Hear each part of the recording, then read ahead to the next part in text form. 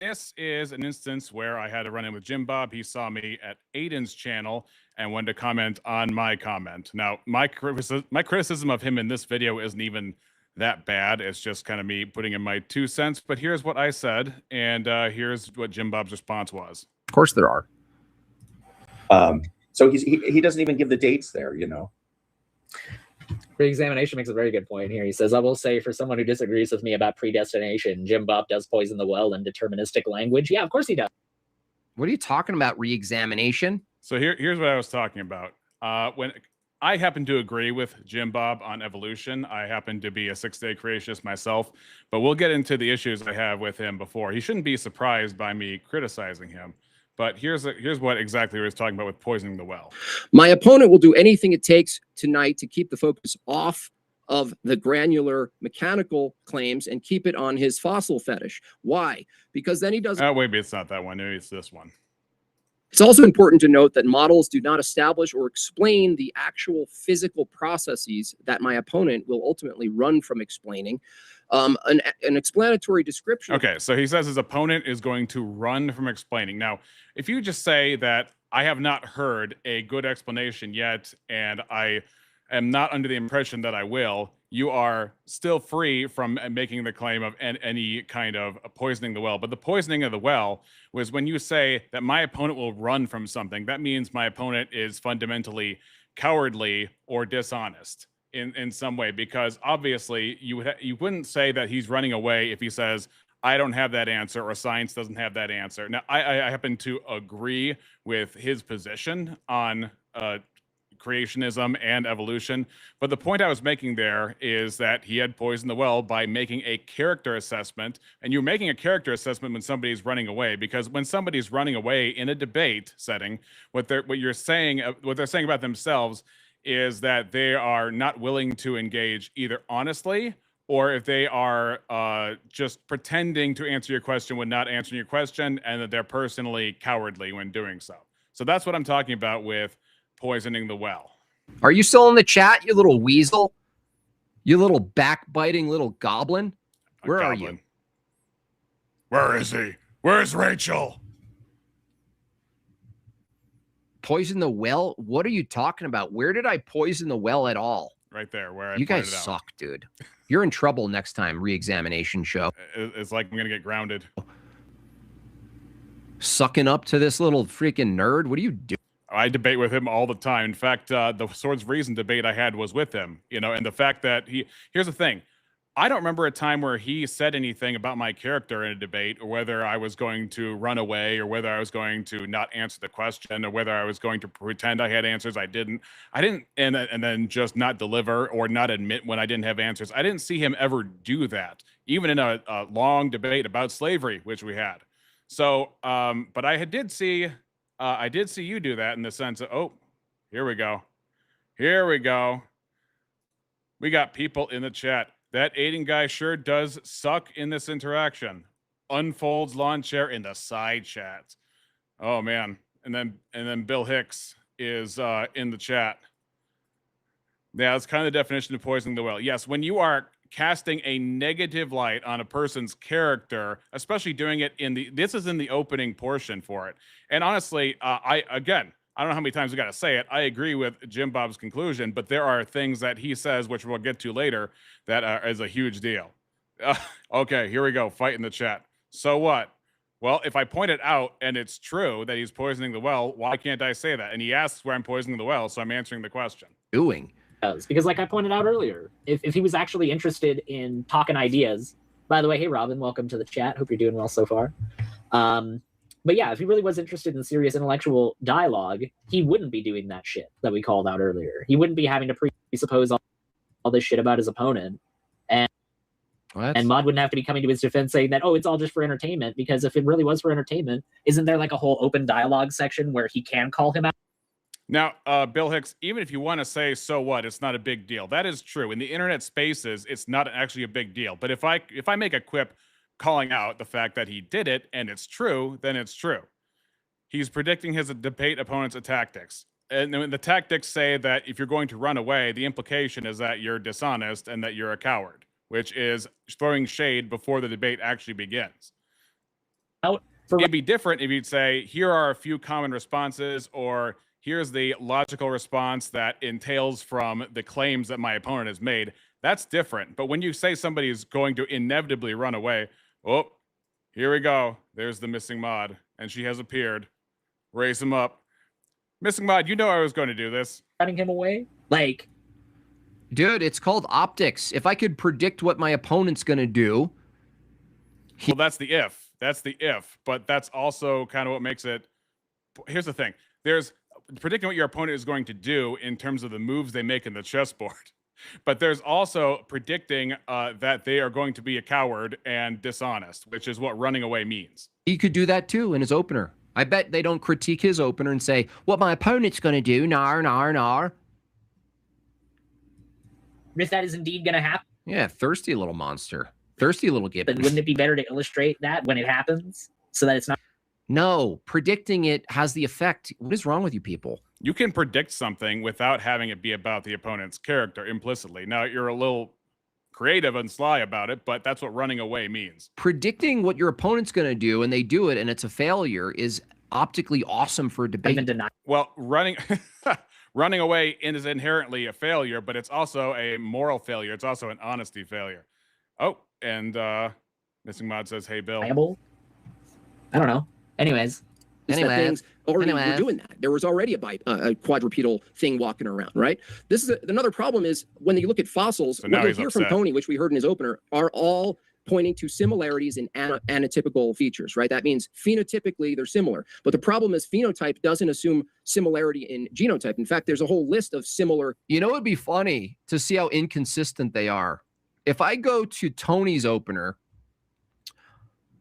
you know, I'm already tired of hearing my own voice. Let's actually do a little experiment. Now, atheists aren't going to like that, but I mean, we go into morality and we can go into double standards. But yeah, I am sure I could find plenty to criticize with Tony's opener. Here. But if I make one criticism of your opener, then it's a big deal. We're going to show, because I don't remember Tony's opener, but let's see if Tony did any prediction about how I'm going to be. You know what I'm saying? Let's see. I can just grant it. Let's just say that he did all of the other side of the poisoning the well, but this criticism would still stick on both sides. Maybe he didn't, you know? Maybe he didn't. But I'm interested. I will also say this. That's probably the only flaw I found in JimBob's opening. And I made a comment about it, and that's it. I want to know. I'm Because interested. I went back and I watched JimBob's opening several times before coming on this stream. I want to know if Tony, in his opener, confirmed. It hasn't yet been replicated. It hasn't yet been validated. Implementation of current court having equal for today. If you do not expect chronological ordering since the And I do think it is a two-quote fallacy to say, oh, somebody else did it too, and therefore what, right? So I have no problem criticizing atheists. The atheists that I know that for a fact already. In fact, the atheists, including Aiden, we were looking at the stream where Andrew went into breakfast tacos and had it out with JL, and we were laughing at the fact that JL made a claim about Andrew that he couldn't back up, and he was bold in saying it. He even said it to Andrew's face, but even atheists and theists and Christians alike were saying, look, this was a big failure on the atheist part in favor of Andrew, even though none of us were fans of Andrew. So I think it's a pretty fair assessment. created geological simple timeline from four geological structures that are born from microorganisms up to macroorganisms in about 4 billion years. From there, things really take off, and let's look at that period from 635 million event, the famous. This is Most of it's a slideshow, really. the Innominate. This is the bone. What's and up, an inline. nerds? So the body of Nerds aren't even real. observational evidence available to us is give lower history. And we can also go to endogenous Andrew Wilson, Rachel Wilson, on November. fossil evidence. Makes it well after even maybe he didn't. That's weak on his part. What can I say? Okay, I'll admit that's kind of funny to say it's weak to not poison the well for your opponent. Yeah, you can talk about it being optics, but if it fits the definition, if the shoe fits, you can wear it. And he's acting like I'm saying that he like ran over somebody, but it's not even that big a deal in terms of it. But if I make one comment about one thing where he poisons the well, and it's a dishonest tactic to do that, to throw shade at a person's character by saying they're going to run away, when it is entirely possible that they could own it and be like, science doesn't have the answer, or I don't have the answer, or that's a good question. I mean, it's not entirely out of the realm of possibility to say that. Let's see. Aiden says, I gotta change the layout here. To steal JimBob's argument, I think he was trying to make the point that we were critical of JimBob poisoning the well when we were not critical of his opponent. However, he was incorrect, and his final point against us fell completely flat as a result.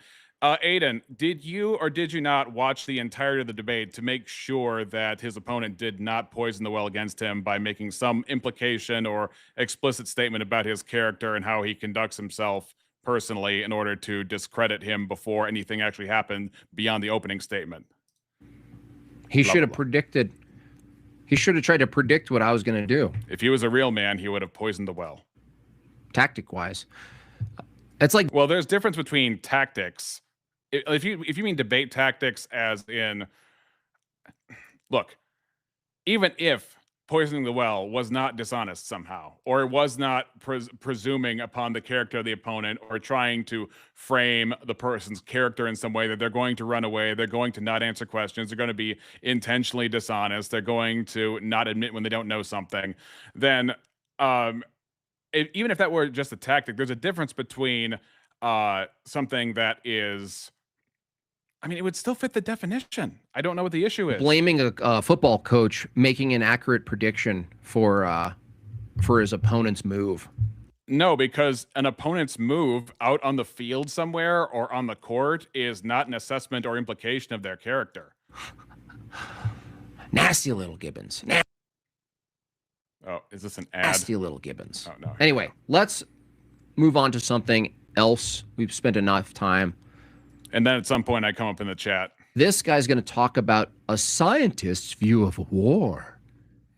Now, I think this is, even though this guy's not relevant anymore, this is a decently relevant topic, because scientism, progress, progressivism, liberty above all, and all of these things, these are topics that get a little bit unstable when it come on too much time. By the way, Aiden, you here's a couple things here. I'll list them very specifically.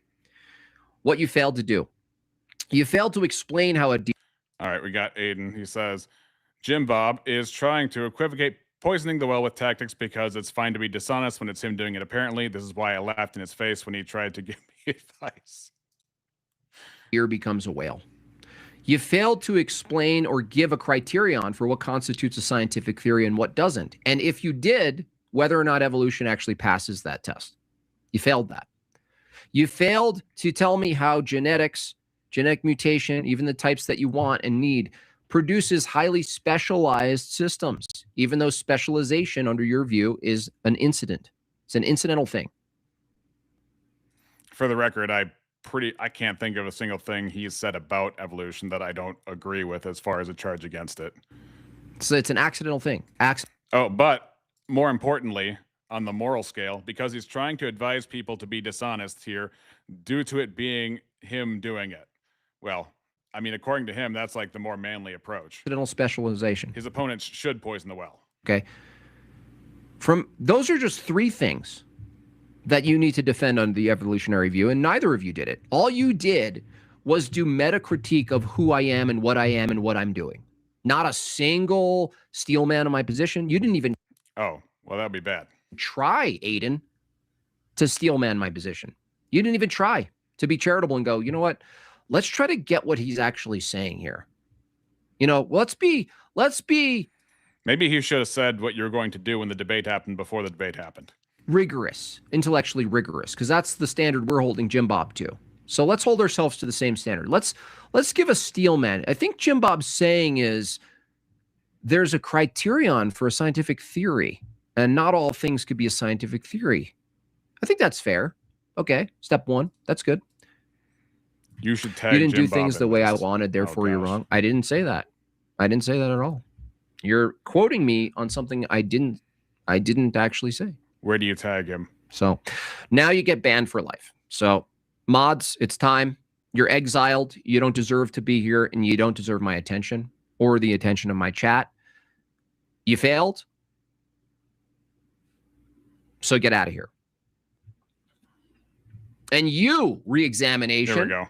You little sneaky little prick, you. Now we deal with you. Can you tell me where I poisoned the well? I just did. In a debate re-examination show, it's not poisoning the well to predict what your opponent's going to do. Not going to do in general, but using implications of running away, saying that this person is going to fail to be honest. This person has no integrity, which is what running away means. So they're, instead of admitting, I don't have the answer, or let me get back to you on that, or that's a great question, or I'm going to concede that point because you made a sufficient objection, you're going to say they're going to run away, which is implied cowardice and dishonesty. Poisoning the well is... JimBob, okay, the guy who has literally never steelman anyone so far as I've seen any debate, I don't know. And if anything is advising people against it, is essentially asking me to make his arguments for him. Yeah, I don't know. I don't know about that. I haven't thought about his interactions with you quite as much to know if he's going to do that. But my thing is, like, he's not even steelmanning the position of what the poisoning of the well would be. Let's see. You don't deserve my time. Meanwhile, he comes to my gaming stream, makes some admittedly pretty funny comments. Yeah. So JimBob even came on DefNot's stream not too long ago, and I had asked him about Romans chapter 11 concerning the Jews and not being, can I even say that word on YouTube? Concerning the Jays and not being high-minded against the Jays. Now, I didn't specifically bring out the verse, but I'm sure he's had people in his life bring that up, and he asked if I had gone to divine liturgy or something along those lines, and I said I had not. I have no interest in orthodoxy as of late.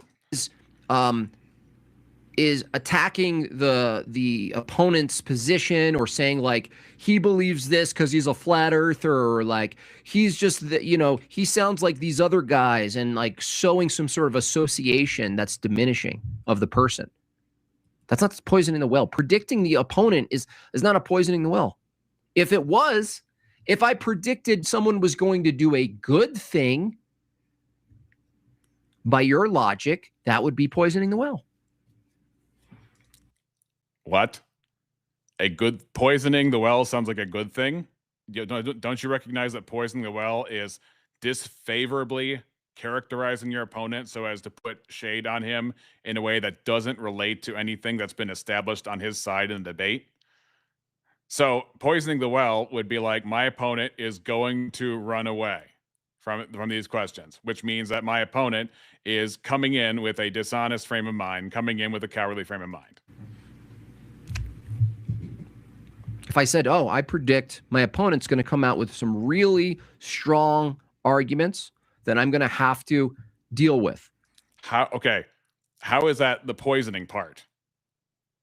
I can't believe I'm hearing this. Like, it just reaffirms what I'm saying. The fact that he is dishonestly framing my objection here and saying, well, if you make any prediction, I mean, you want to talk about steelmanning somebody, if you make any prediction at all, you're saying a re-examination, that therefore any prediction is bad and therefore is a fallacy. No, that's obviously not what I was getting at. Oh, poisoning the well, you're making predictions. Fail, yeah. That's what a debate is. You wouldn't debate unless you thought they would fail, dude. That's like saying agreeing to a debate is a bad faith because you think debating them, you have a good chance of winning. Therefore, it's... but you said good chance. You said good chance. But that's not what you said in the actual opener. It's also important to note that models do not establish or explain the actual physical processes that my opponent will ultimately run from explaining. That is certain language. That is language of certainty. It's not a chance that you were talking about. That's not an if, that's a when. Here we go. Aiden says, yeah, JimBob makes a 2007 debate bro level fail here. If I predict my opponent does really well, clear that's poisoning the well. Yeah, it's entirely dishonest framing. It's bad faith to debate them because you think they'll fail. What is wrong with you? That's like saying Michael Jordan goes into a game bad faith, assuming all of the mistakes and preparing for the mistakes that is opposition. You guys are you're Why do you have to prepare for something that's inevitable? You said your opponent was going to run. Definitely. You didn't say may run. You didn't qualify with anything like that. You would. I mean, even if you said may run, then you're still on the borderline of that. It's amazing. Let's see. Aiden's like, you can edit your description and tag him using made by JimBob. Yeah, I can do that later after the stream. Right now, I'm just focused on the content part, but I could do that for sure. retarded, dude. You're retarded. What would you say if I told you I was mentally retarded? You're not a good thinker, dude. And what? I'm not a good thinker, but you think poisoning the well means preparing for a basketball game in which no shade is, look, what would poisoning the well in a basketball game look like? It's not in a debate. You're trying to persuade the audience, which is the whole point of what poisoning the well is pointing at. Poisoning the well would be if you say my opponent will run from something, it's saying my opponent will in the future be dishonest in this debate, be a coward in this debate. I mean, what does that have to do with, how is that analogous to basketball anyway? The fact that anybody would buy that is incredible to me. Like, you can't, the point of basketball is not even persuading the audience. It's like there's a scoreboard. No wonder you're a Calvinist. Ever since. Okay, so it's funny he says, no wonder you're a Calvinist and you can't think, because let's take a look at something here. Actually, not this view. Let's take a look at the fact that he is a presuppositionalist. Now, the presupposition, I asked him once in a live stream, and I don't have the live stream with me, but I said in the chat, did orthodoxy make presuppositionalism? And he thought for a moment, and what he told me was, I think it was Nietzsche who first made a transcendental argument. That was not my question. Now, I knew the answer to this question. The people who made presuppositionalism and developed it were Cornelius Van Til, right? And Greg Bahnsen, right? They were Reformed Protestant guys. They were not Orthodox. They don't have an Eastern form of philosophy. They used a Western form of philosophy. And it's only as of late with Jay Dyer, JimBob, Andrew Wilson, that they've kind of attached it like a robotic arm to orthodoxy, which is weird because the Orthodox way of thinking is way more Eastern. It's not Western. It's going to, it's so incongruent. It's like you draw them in with a Western mindset only to win them over to an Eastern mindset sort of church. It's a weird hybrid sort of thing. Come on, JimBob. Everyone remembers that Golden State Warriors game in '87 when they poisoned the midcourt after bribing the coach. Yeah. Cool. Only saying because you asked. Enjoying the commentary, by the way. Thank you so much. Thank you so much. Part of me wonders how many, he might be watching right now anyway. He might be subbed under a different name for all I know. But I don't know that. I do not know that. Here, let me find what I'm looking for. So I want to focus on a few things concerning, oh, here we go. No, not that one. Which one am I looking for? Yeah, so here are the things that I disagree with JimBob about. I'm going to pop over here for a second. So back in December, there was this tweet where Ryan Coasey says, is responding to somebody who says, well, you can read it for yourself, what she says. She is proud to be white. And then the guy says, why? It's literally a genetic trait, which is the rational response. Not an achievement at all. Be proud to be something you've chosen to be instead of if you're capable of that. Now, I don't think that pride in any form really is good. I think you should not focus on yourself or, I mean, how vain is pride in your bloodline? You look at, like, say, the Black Hebrew Israelites, or you look at the Klan and things like that. It's like, these are the most vain messed up people. Like anybody who's focusing on these sorts of things about themselves and differentiating themselves on a level that's either hierarchical, ontological, or moral in the terms of their superiority or placement is obviously an evil person. Now, what do you think JimBob's response to this was? Turns out JimBob says, and I couldn't find this in my records later. It doesn't mean that he took it down, but I just couldn't find it. He says, so if someone didn't choose to be a U.S. citizen, then they shouldn't be proud to be American. First of all, why?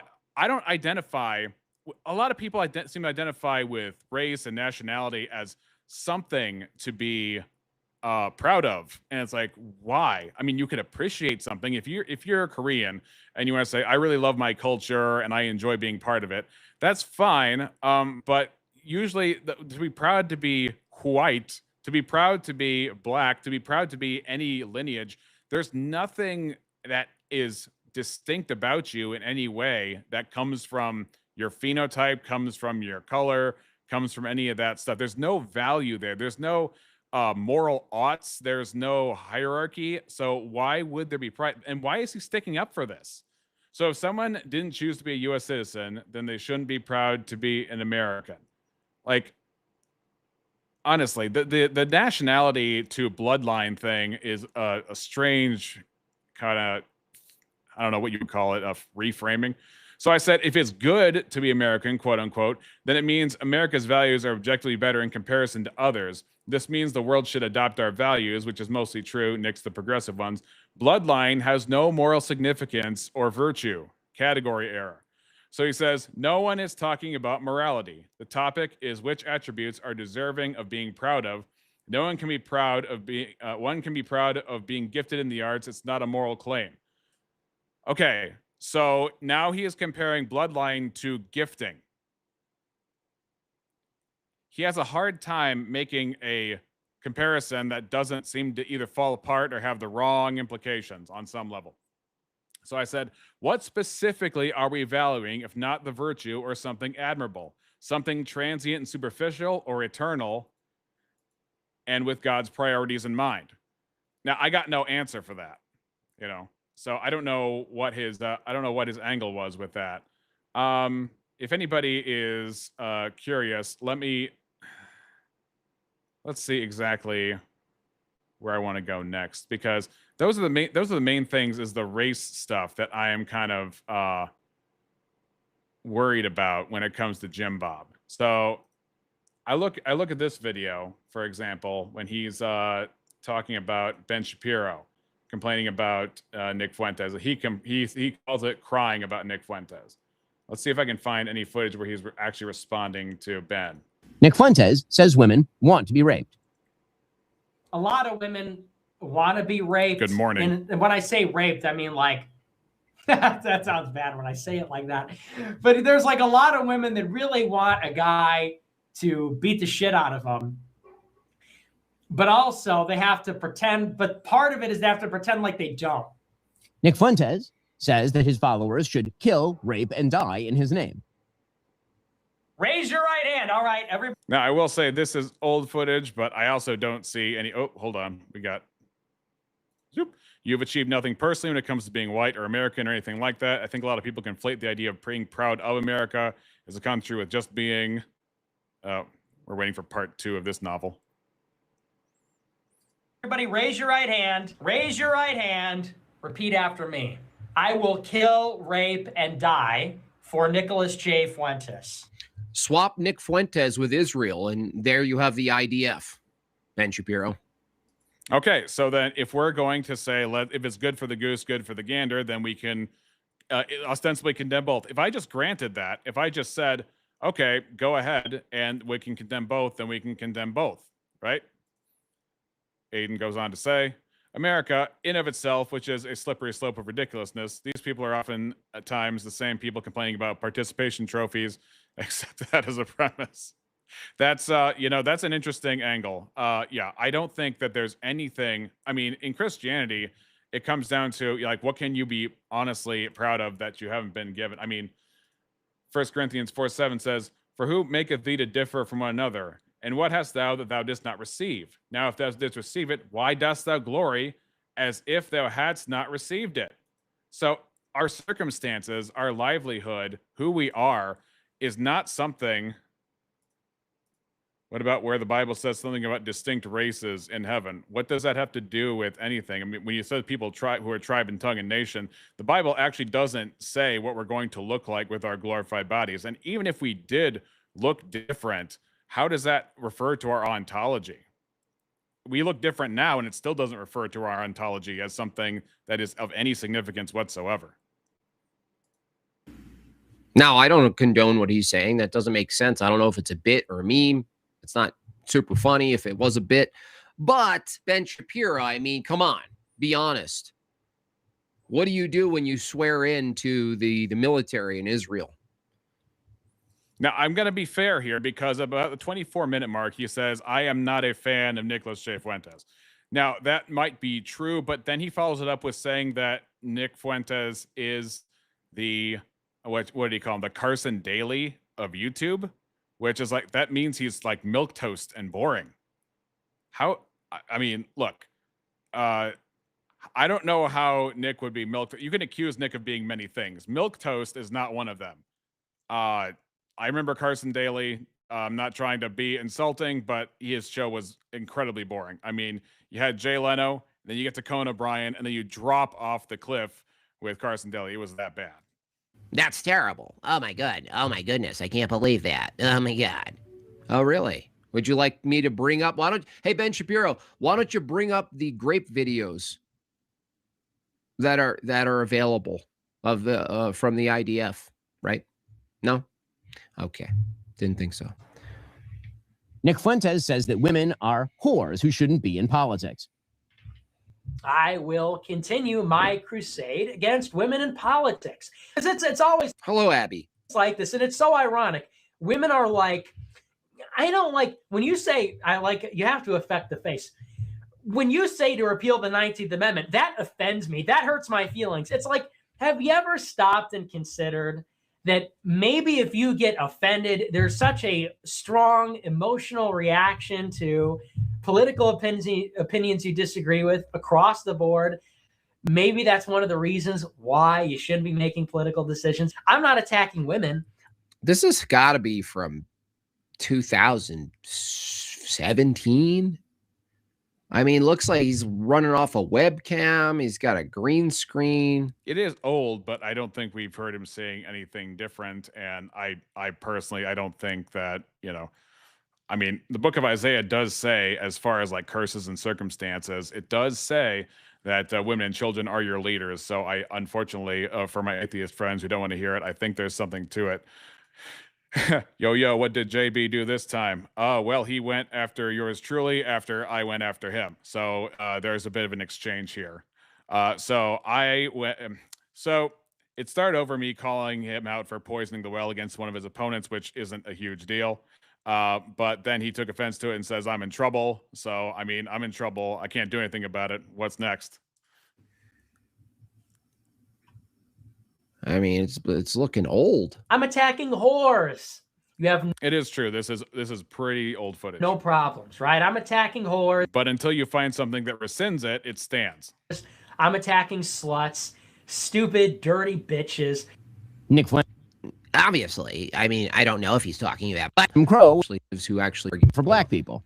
The biggest he is. Hold on, let's back this up. The side of conservatism. Crow was actually better for black people. It actually was. That's actually an argument you could make. There are conservatives who actually could make this argument. In fact, someone you probably promoted, Ben Shapiro, in the past. I will say there are former employees of Daily Wire that have had some unfortunate turns, Candace Owens being one of them. I don't know if that was her thing. I don't know who JimBob is referring to. But the idea that putting a certain people for arbitrary reasons into horrible conditions, like that's somehow objectively better to treat them as lesser. How is that ever better? Even if there was some kind of side obscure benefit that you could think of that was just around the corner, around your elbow, ironically working together, treating people as less than and separate than from some arbitrary ontological level, which is what Jim Crow was about, is inherently always bad. An little old black guy named Thomas Sowell made a clear point that regardless of the ethical view of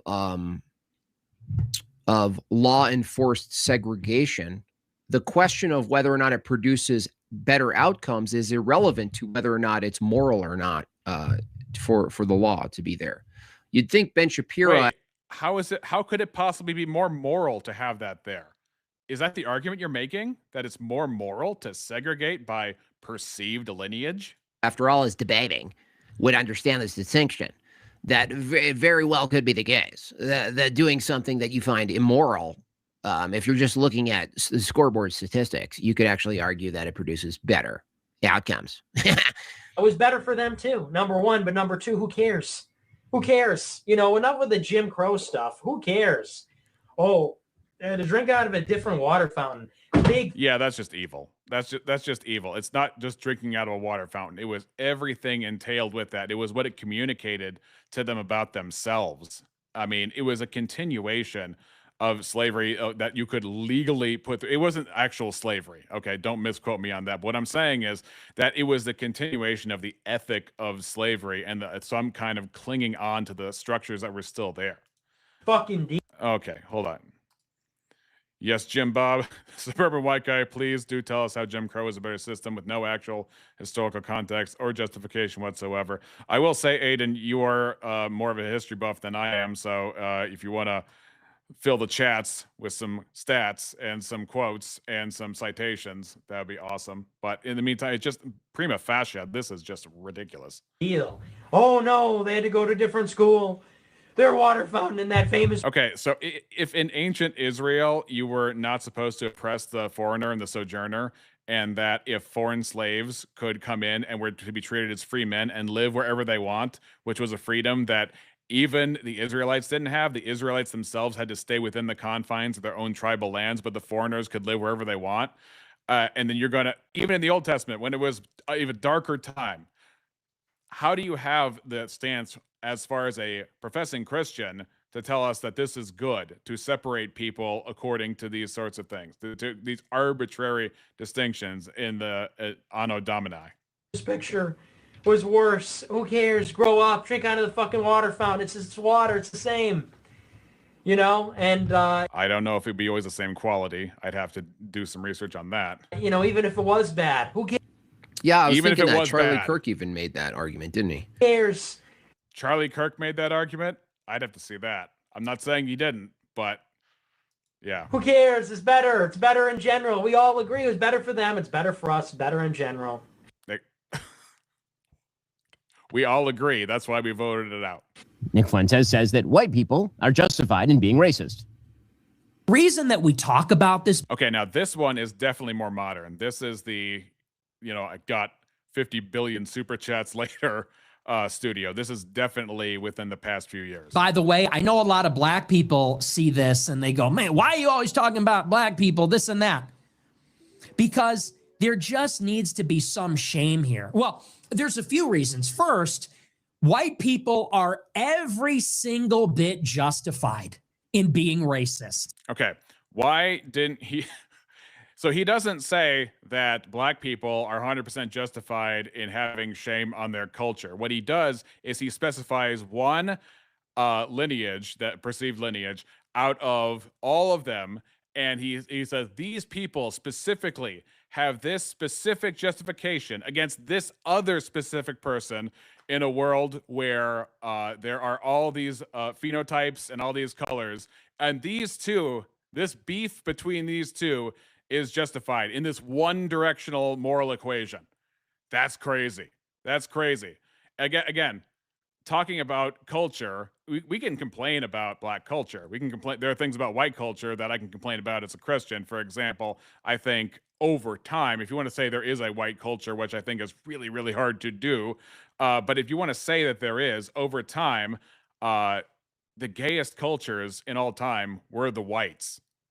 The Greek Empire, the Roman Empire, the modern West. So if as a Christian you're going to complain and you're going to say that there's some kind of inherency argument to it, it has to be applied across the board, unless you want to make some claim that white people like transcend some moral trends, or they transcend some kind of moral inherency that's otherwise attributed to other people. Now, JimBob is going to go on to say in this video that Nick is not saying ontologically they do this, but when you say you're justified to be racist, you're making either a hierarchical necessary claim, an ontological necessary claim, or a moral necessary claim that's consequent from somebody's lineage.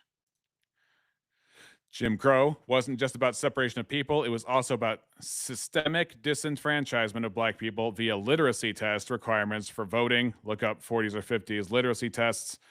Not once have I heard someone justify Jim Crow without massively misrepresenting what Jim Crow stood for as an institution, because what Jim Crow actually was so reprehensible, it's unjustifiable. I agree with that. I will say the literacy test, if you wanted to steelman that, you could say that had a general effect, even though it had, that was applied generally, although it had an impact on obviously people groups who had less access to education, which would include blacks. And it was, you could say that it was a sneaky way to do what they wanted to do, but on its own, it is neutral. You would have to infer an implication, which I think there are great arguments for, but that's not as tight an argument as you would probably need to do that if you wanted to corner any of these people on that. Every single bit justified, to the extent that— All right, let me back that up. Reason that we talk about this, by the way, I know a lot of black people see this and they go, man, why are you always talking about black people, this and that? Because there just needs to be some shame here. Well, there's a few reasons. First, white people are every single bit justified in being racist. So racist has a specific meaning, and I think that I need to go over what that is. And yeah, I'm just gonna hit this. I'm gonna hit this video real quick. I'm gonna take a break. Uno momento. All right, so let's get this settled once and for all. Racism exists, even if race doesn't. So people say, well, it's just tribalism. Well, racism is a form of tribalism, kind of like how communism is a form of socialism. In some sense, it's just a more hard, extreme form. Racism is a harder version of tribalism, and you can use it along ethnic lines if you want to. You can use it upon phenotype if you want to. You can use it on color if you want to.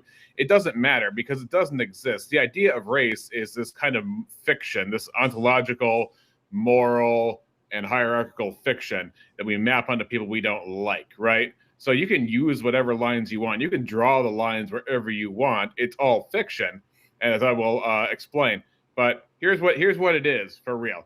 Racism is a specific form of tribalism in which human groups are divided according to perceived lineage, genetic, or inherited traits. And those divisions are used to assert moral, ontological, or hierarchical superiority claims and inferiority claims. In other words, lineage-based grouping plus essentialism. So we have, what is race? Okay, race doesn't exist, right? Race is just something that you use to categorically exclude people based on your feelings, and you come up with this rationale, and that's what you have used in order to discriminate and think of people as lesser than yourselves or as morally inferior and ontologically inferior or hierarchically inferior for some reason. The red herring would be to ask people who don't believe in race, what is race? Okay, that it's a red herring, and it's also burden shifting because it's not to the people who don't believe that race exists to prove that race exists or to tell you what it is. Okay, what it is just the belief that genetics determine your worth in some way and determine your essential character, especially in terms of limiting somebody. Like if you want to say, so-and-so is this race, and therefore they're incapable of X, or therefore they always do X. Racism is not where the lines of division are drawn, but what is claimed about the people on either side of them. So if you don't make these claims dividing people by moral, ontological, or hierarchical structures, then you're not racist. Let's give examples of not racist. So we got culture. Culture is not racist. Group preference is not racist. If you're an Italian, you want to spend your time with Italians, that's understandable. You got more in common culturally, and then you're just more comfortable with people who look like you. But that's not racism as long as you're not making moral, ontological, or hierarchical claims about people who are not Italian. Stereotypes are not racist. Stereotypes are just the average behavior associated with cultures and different things like that. But that's not making any of those claims. Closed borders, not racist, because that's a civic policy. Noticing physical differences, also not racist. You see physical differences all the time, and otherwise you wouldn't have the ethnic phenotype or colorism kind of divisions. Now, colorism, real quick, colorism, if you're not familiar, is the idea that exactly what it says, the kind of color you are. Like if you're black, you might say this person's a red bone, meaning dark black, and this person's a yellow bone, meaning light black or kind of mixed or something like that. Phenotype, of course, is where people say Asian, Caucasian, black, Latino, all those sorts of things. People map race onto that and say that's race. And people say ethnicity. So ethnicity would be like Puerto Rican versus Mexican. They're both Latinos, but there's ethnic division. But anyway, none of those necessarily make moral, ontological, or hierarchical claims along this list. Though they have to violate at least one of these in order to be racist, saying that your lineage, your bloodline, has made you morally, ontologically, or hierarchically inferior for some reason. So we got that. Tribalism can exist without moral hierarchy. Racism cannot.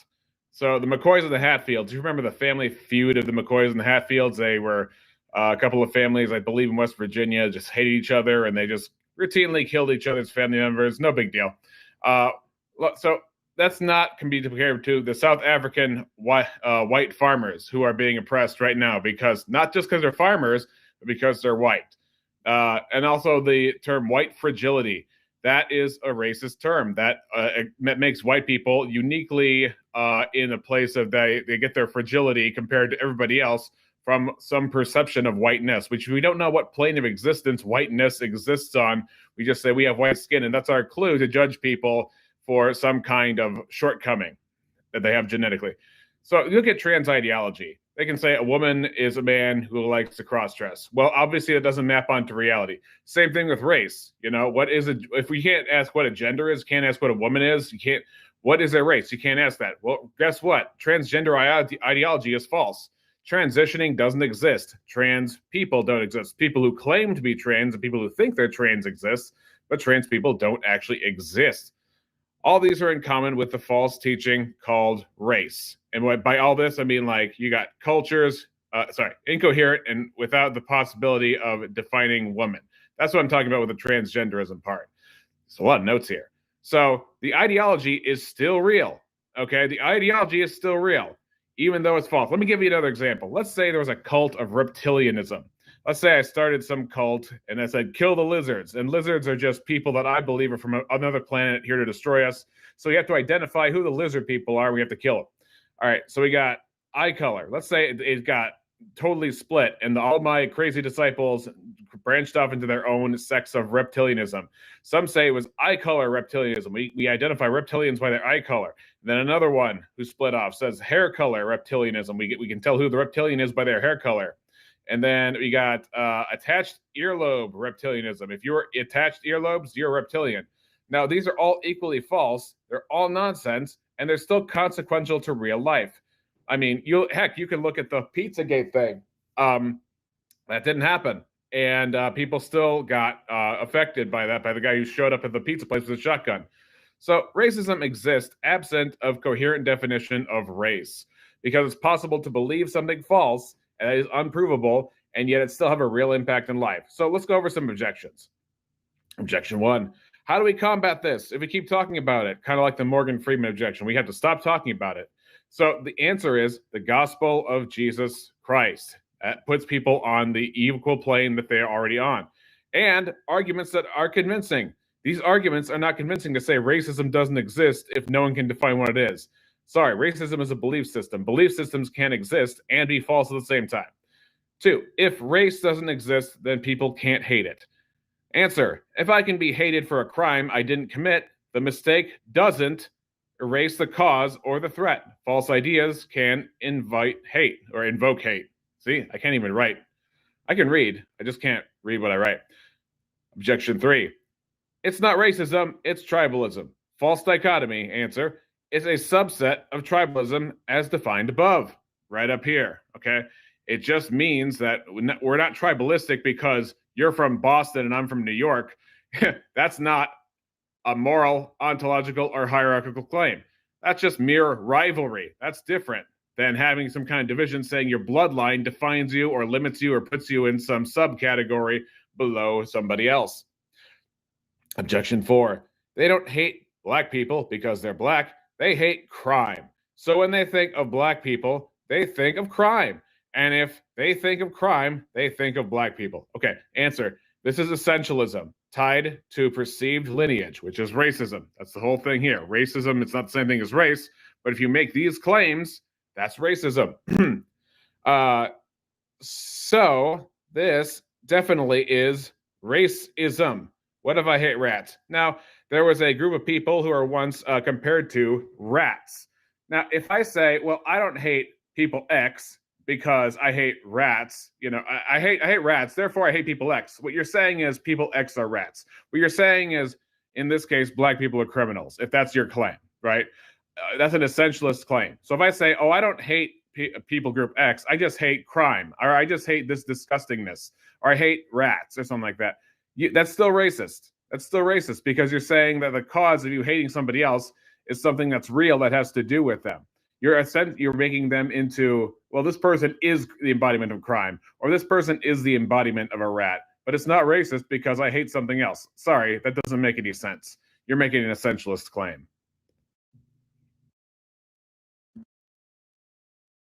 Oh, and we're back. Uno momento. I'm going to stop sharing. So we got a lot of chat to catch up on. Aiden was saying, oh man. Okay. Toll taxes, largely employed in the Jim Crow South to disenfranchise poor people, of which blacks made up the majority, and specifically used in predominantly black neighborhoods. Yes, when you're targeting neighborhoods like that, similar to, I would argue, Planned Parenthood is, then yeah, I would think that has a legitimate argument for what would be a race-focused, definitely, policy. Let's see, till the 24th Amendment, the United States Constitution struck it down. The arguments for Jim Crow were dishonest from the moment it was rolled back via desegregation. Many film contemporary to the time showed white protesters advocating for the re-entrapment of Jim Crow on the basis that its removal violated their rights, when in reality those rights were institutionally discriminated. Yeah, you don't have a right to make someone's life awful. Oh no, Rex is a whiteboard Christian. Well, I guess I should be a blackboard Christian, and that would be less racist to you. Hey, BS. Rex does what I'm talking about. What I'm talking about does relate to Jim Crow. It was not one law, but rather a set of institutionalized discriminations against specific groups. Literacy tests and poll taxes were not universal. I'm going to skip a few. I'm going to skip a few of those comments. They were only implemented in specific parts of the United States, as did Jim Crow laws, and were deemed, through their striking down, to be institutionalized means of oppressing specific racial groups. Yeah, I wasn't planning to do a ton of history work on that, although I probably should. But I could look that up as far as poll taxes. Right now, I'm a little more focused on the antics of JimBob. So let me get to that real quick. Every single bit justified, to the extent that that means going out of your way to avoid black people when you... Okay, going out of your way to avoid black people when you see them.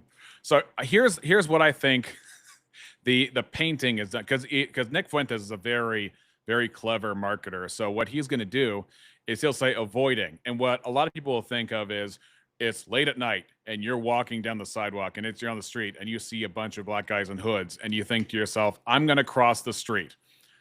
Statistics would make that argument. What doesn't make that argument is some kind of moral, ontological, or hierarchical claim about that person. What you're saying is there is a high chance, based on the clues I've got and the statistics, that it would be a good idea for me to get out of here, get as far away as possible. That's different than racism. He said that we have a right to be racist, or we have something to be racist about. But Listen to his phraseology, though. See them. Hold on. First, white people are every single bit justified in being racist. Every single bit justified. Now, remember the definition we went over. And you know what? I got to give credit to B.S. Lewis, who says, does Rex know no one can read his gibberish? Yes, I do know that, which is why I had to talk so much. It is gibberish, and it is, well, I would say the message isn't gibberish, but it is definitely scribblish. Ooh. If you have a moment while playing this video, look up poll taxes, literacy, yeah, I don't know. And then, oh gosh. Mixed race people, which oftentimes only cited by the proponents of Jim Crow internally their fellow supporters, but for some reason gets conveniently left out of the description of Jim Crow. Oh yeah, like the one drop rule, stuff like that. What if a bunch of white guys in hoods are walking down the street? We call those Democrats. Avoiding black people in the Jim Crow South meant needing a green book if you were black in order to travel throughout the South, since there were only certain motels restrained. Oh yeah. I think I remember that movie Green Book or whatever with Viggo Mortensen. Wasn't that what that was about? I could be wrong. It's been a long time since I've seen that movie. To the extent that that means going out of your way to avoid black people when you see them. When avoiding black people when you see them. Okay, so that is broadly vague. Avoiding black people when you see them. To what extent that's you could avoid black people in the sense of like an ethno state. You could avoid black people in the sense of basically that. You could avoid black people in general. You could be like, I want the freedom of association to only have certain perceived lineages in my company, and people would say that that's your right to do that. And I would say that that is a fracturing and a moral fissuring that causes division and hate that is sinful and ought not be there. So I don't know why you would accommodate that in your laws. That's not even that controversial, Ben. So that's not even that controversial. Let's make sure we understand about this. By the way, I know a lot of black people see this and they go, man, why are you always talking about black people, this and that?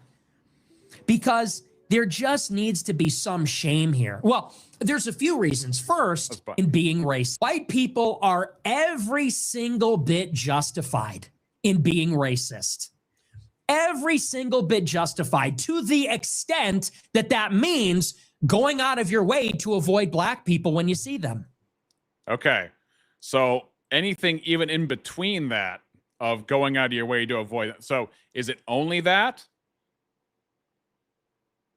I don't know. I mean, because that involves the criticism, right? So the criticism can be justified if it's on a cultural level. But if you're making declarative statement, I mean, racist, again, is doing a lot of smuggling and a lot of dog whistling in between. The racism thing has an actual definition. To say to the extent that they would avoid them, well, if they would avoid them because they see them as lower on the hierarchy or ontologically inferior or ontologically worse in some way or morally worse by some kind of moral inheritance, yeah, then that's obviously evil. And then JimBob's response? That's not even that controversial, Ben Shapiro, which everybody just believes that. No big deal. It's not controversial at all. Everybody, look, comparing that to say, if you're walking in downtown LA and there's a bunch of black guys in suits, that's a totally different situation. But to say you're going to avoid them because of something that is not based on some kind of statistical understanding of a situation or cultural understanding of like when you're in danger and when you're not in danger, if you're just doing it in general, then that's the racist part. If it's based on their perceived lineage that, it's just inevitable that they're going to do bad stuff, that's what's racist. It's not preferring to be with your own culture. It's not recognizing statistics. It's not any of that stuff. It's got a very, very specific meaning. You probably do yourself. Where do you live, Ben Shapiro? Ben Shapiro is just like the liberals. Nick Flynn. Well, look, if you are someone like Ben Shapiro, why wouldn't you live anywhere but a gated community? Not only for your own personal safety. If you're a rich person in general or a famous person in general, why wouldn't you live somewhere that's going to be much safer for your, that's why people say all these rich people, they go off in their mansion. It's like, Yeah, because if you're rich and you're in a one-bedroom apartment, you're just waiting for a ransom situation or something bad to happen. I mean, heck, even what's her name, Savannah Guthrie can't, find security for her own family, and that's sad, right? But I mean, that's the world we live in. If you're rich, it's not just showing off. It's not just like flexing and being comfortable. It's also a consideration of safety. So, hold on a second. Avoiding black people and already said that. And then since your only restrictions that act would serve them and oftentimes would not have any places in the communities at all that would serve blacks. And yes, that movie is an excellent example of institutionalized racism at the time in the South. What fundamentally disgusting rhetoric indeed. Dude, stop pretending, Nick, Ben Shapiro, that you don't abide by that. What are you talking about? You disagree with that statement? So just happening to live in a neighborhood with a certain demographic is not necessarily saying that you're making an ontological, moral, or hierarchical claim inherent to somebody's lineage. That is like inescapable, definitional, and essential. He said, if racism means a generalization that you're taking from induction, you can make generalizations from induction, like saying that Asian people tend to be smarter, Asian people tend to have more discipline for their kids, especially in education. Even if you want to say that Jays tend to be lawyers and high earning doctors and high earning people and these sorts of things. That's a generalization, but it's not making some essentialist claim about that person, especially not a moral essentialist claim. From a set of statistics, and you're going, well, no, I'm just going to generally try to ignore that, right? Again, if making generalizations was the same thing as being racist, if we're being clumsy and fast and loose with our words, sure, but that's not what happened here. I thought you were all about facts. What happened to facts don't care about your feelings, Ben Shapiro? What happened to that? Okay, well, don't you remember there was that moment from Ben Shapiro at KTTH when he had a debate back when he was doing terrestrial radio. Let me see if I can find that. Ben Shapiro, Black Lives Matter debate. Because I remember he brought all this same stuff up. He had like no problem talking about it. Let's see if I can find, it's a particular clip. Yeah. So here's where that's at. Ben Shapiro put an end to this racism debate in just a few seconds. White family worth is 69 times more than that of black families. Given this disparity, how can you argue that racism is not a driving factor in income inequality? Because it has nothing to do with race and everything to do with culture. And when you have a culture that doesn't, you know what? Explain to me. You explain to me why black kids aren't graduating high school. Explain that one to me. Explain to me why black kids are shooting each other in rates significantly higher than whites are shooting each other. Explain to me why 13% of the population is responsible for 50% of the murder. Explain to me why the number of black kids in prison, not for innocent reasons, not for walking down the street and getting pulled into a prison, is so high. If it has nothing to do with culture, explain to me why the single motherhood rate in the black community jumped from 20% to 70% in the same course of time that the civil rights movement has made such tremendous strides. Is America more racist now than it was in 1960? And if it is, please explain to me how that happened. Okay, so he has no problem talking about actual facts and statistics there. So he's not, I'm not even he's not even like, okay, so here's the part where he says he's not a Nick Fuentes fan. Nick Fuentes fan. Like, to me, he's like the freaking Carson Daly of politics. So I can't claim to know what that means, what it's in Jim, because I can't read JimBob's head, but what it sounds like to me is that Nick Fuentes is boring and milquetoast to JimBob, and that should tell you something. Boring and milquetoast, or just like not even saying anything of worth. That's how I understand it, but he doesn't actually expound on what being the Carson Daly of politics is. But what he just said, he clarified. Racism means historically this view that the ontology, the very ontology of someone who's white or someone's black or someone else has a less value. That the ontology itself has a scattered value scale. Then why did Nick use the word racist? Right? That's not what he said. He said looking at the stats, if racism means avoiding, then yes, I'm racist. That's what he said. Well, he said to be racist with a result of the behavior of staying away from them. That is not at all mutually exclusive to making ontological claims about a perceived lineage. You do that too, Ben. Where do you think you bought your houses? Non sequitur. Huh? You're such a dishonest little weasel. And stop pretending you don't shave your unibrow. Says is a Hitler admirer and a Holocaust denier. Who with a unibrow doesn't shave it? Anyway, JimBob is the Ben Shapiro of Carson Dailies, says B.S. Lewis. Now, if I didn't know what JimBob meant, I sure as heck don't know what you meant. Buddy, it's Führer Friday. It is Hitler Friday. Shut up. It is Heil Hitler Friday, nigga. Heil Hitler, all my niggas Nazis. Hitler was a pedophile and kind of a pagan. It's like, well, he. And by the way, I think that clip, not that I find it interesting or unique or even funny necessarily, but that I believe that last clip was in reference to Kanye probably releasing a song. And there's this sort of like celebration that someone could really. It's just a celebration. It's a celebration of a 1488 kind of, well, maybe not the 14 part, but definitely the 88 kind of song. It's just a celebration. It's no big deal. Like, this is out of context. In context, you would realize that they were celebrating an 88 kind of song. And so you're dishonest to bring it up, I suppose. Release a song that's so provocative and goes in the face of this sort of like walk on eggshells culture. So in order to counter the walk on eggshells culture, one of the things we have to do in order to have a real dialogue is have 88s going on. See that clip as a mere celebration. Now, a mere celebration of an HH song. No big deal here.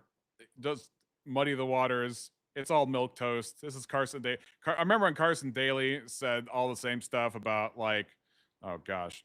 Can you see Carson Daly saying all that? Buddy, it's Führer Friday. It is Hitler Friday. Shut up.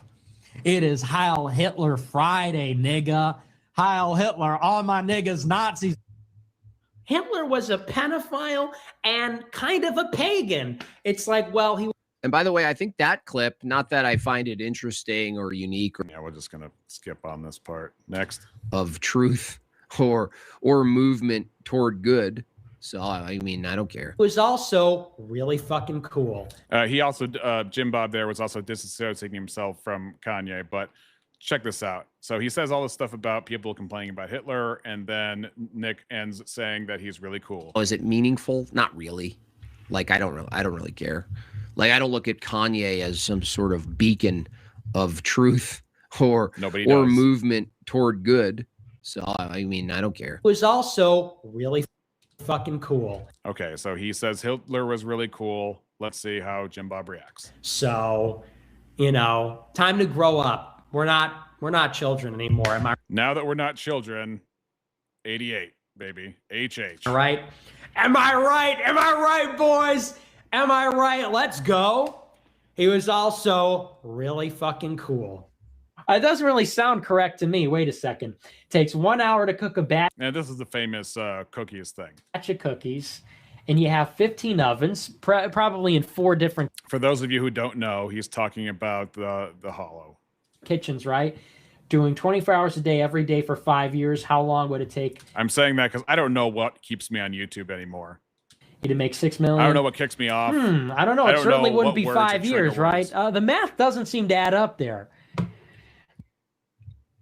Look, say what you want, but I mean, if you look at it just from the practical, I don't see why people don't engage with this. At least engage with it. Okay.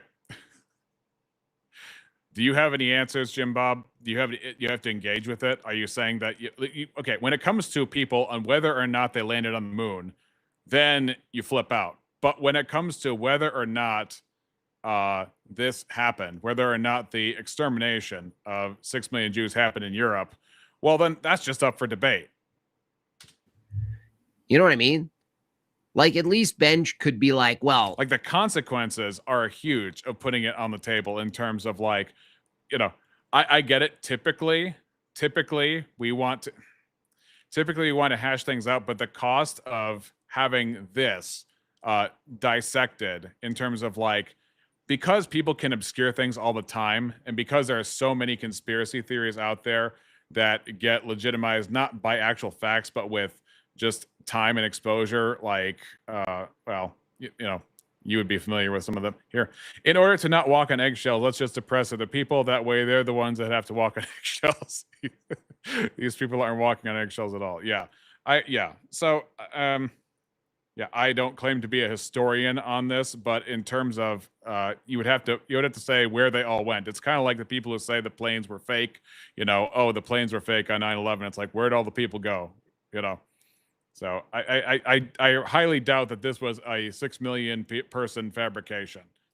Nah, they were fast baked cookies, or half of the cookies went in the oven. Yeah, he's totally not taking the deaths of 6 million people serious. That's how Ben Shapiro doesn't engage with it. He's just smearing this guy, and there's plenty to smear. I mean, you can go through his takes, and from any particular view, you could rip it apart. You could rip. Well, if you go through his takes and rip it apart, which ones do you rip apart? Because if he's Carson Daly and he's just milquetoast, or if he's boring, or if his takes are not worth even looking at, I'm assuming by Carson Daly you mean he's got nothing to offer.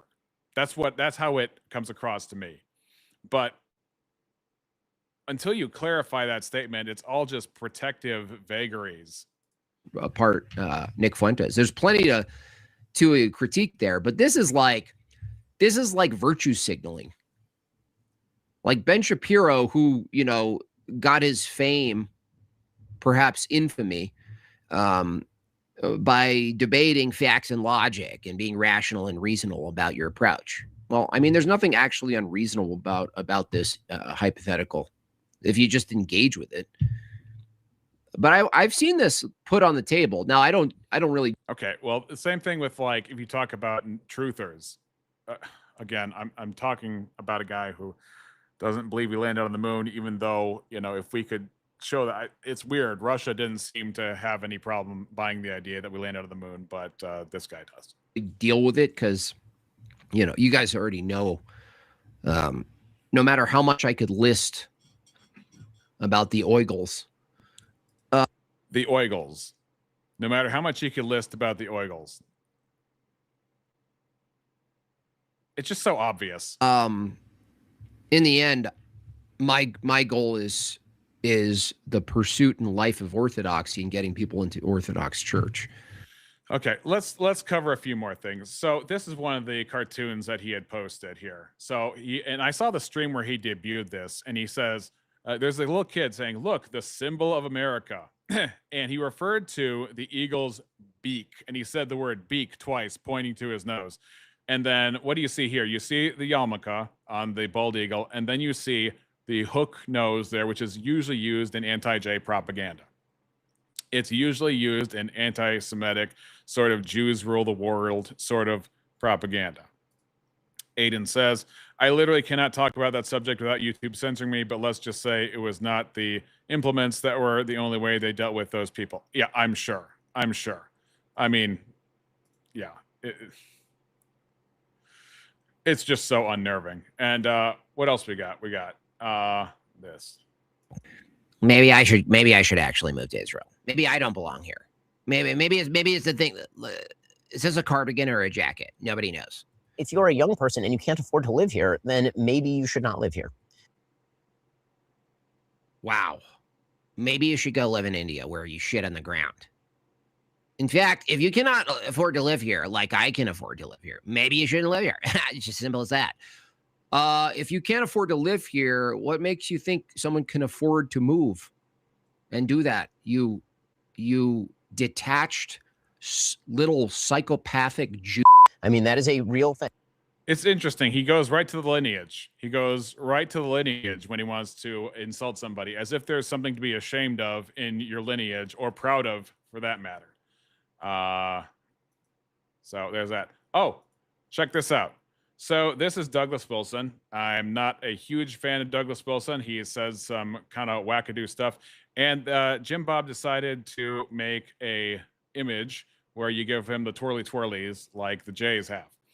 So there's that. That's weird because Douglas Wilson also platformed this guy. So this guy, his name is Stephen Wolfe. He wrote the book, The Case for Christian Nationalism. Here, let me see if I can. I don't know if I can do that view.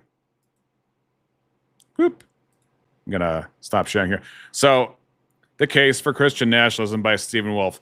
Let's read a few quotes, ladies and gentlemen. Let's have story time, children. So, we're going to go page 25 of Stephen Wolfe's The Case for Christian Nationalism, published by Canon Press, which is run by Douglas Wilson. Now, I don't blame Douglas Wilson. I just don't think he's that smart, because if you nobody who's, I don't think he's like a racist. I just don't know why the heck he published this book. It seems like a really dumb book to publish. But let me read a bit out of this one. Let's start with page 24. Choosing similar people over dissimilar people is not a result of fallenness, but is natural to man as man. Why? Because we are drawn by deep instincts to our good. Indeed, one ought to prefer and love more than those who are similar to him. This is page 25.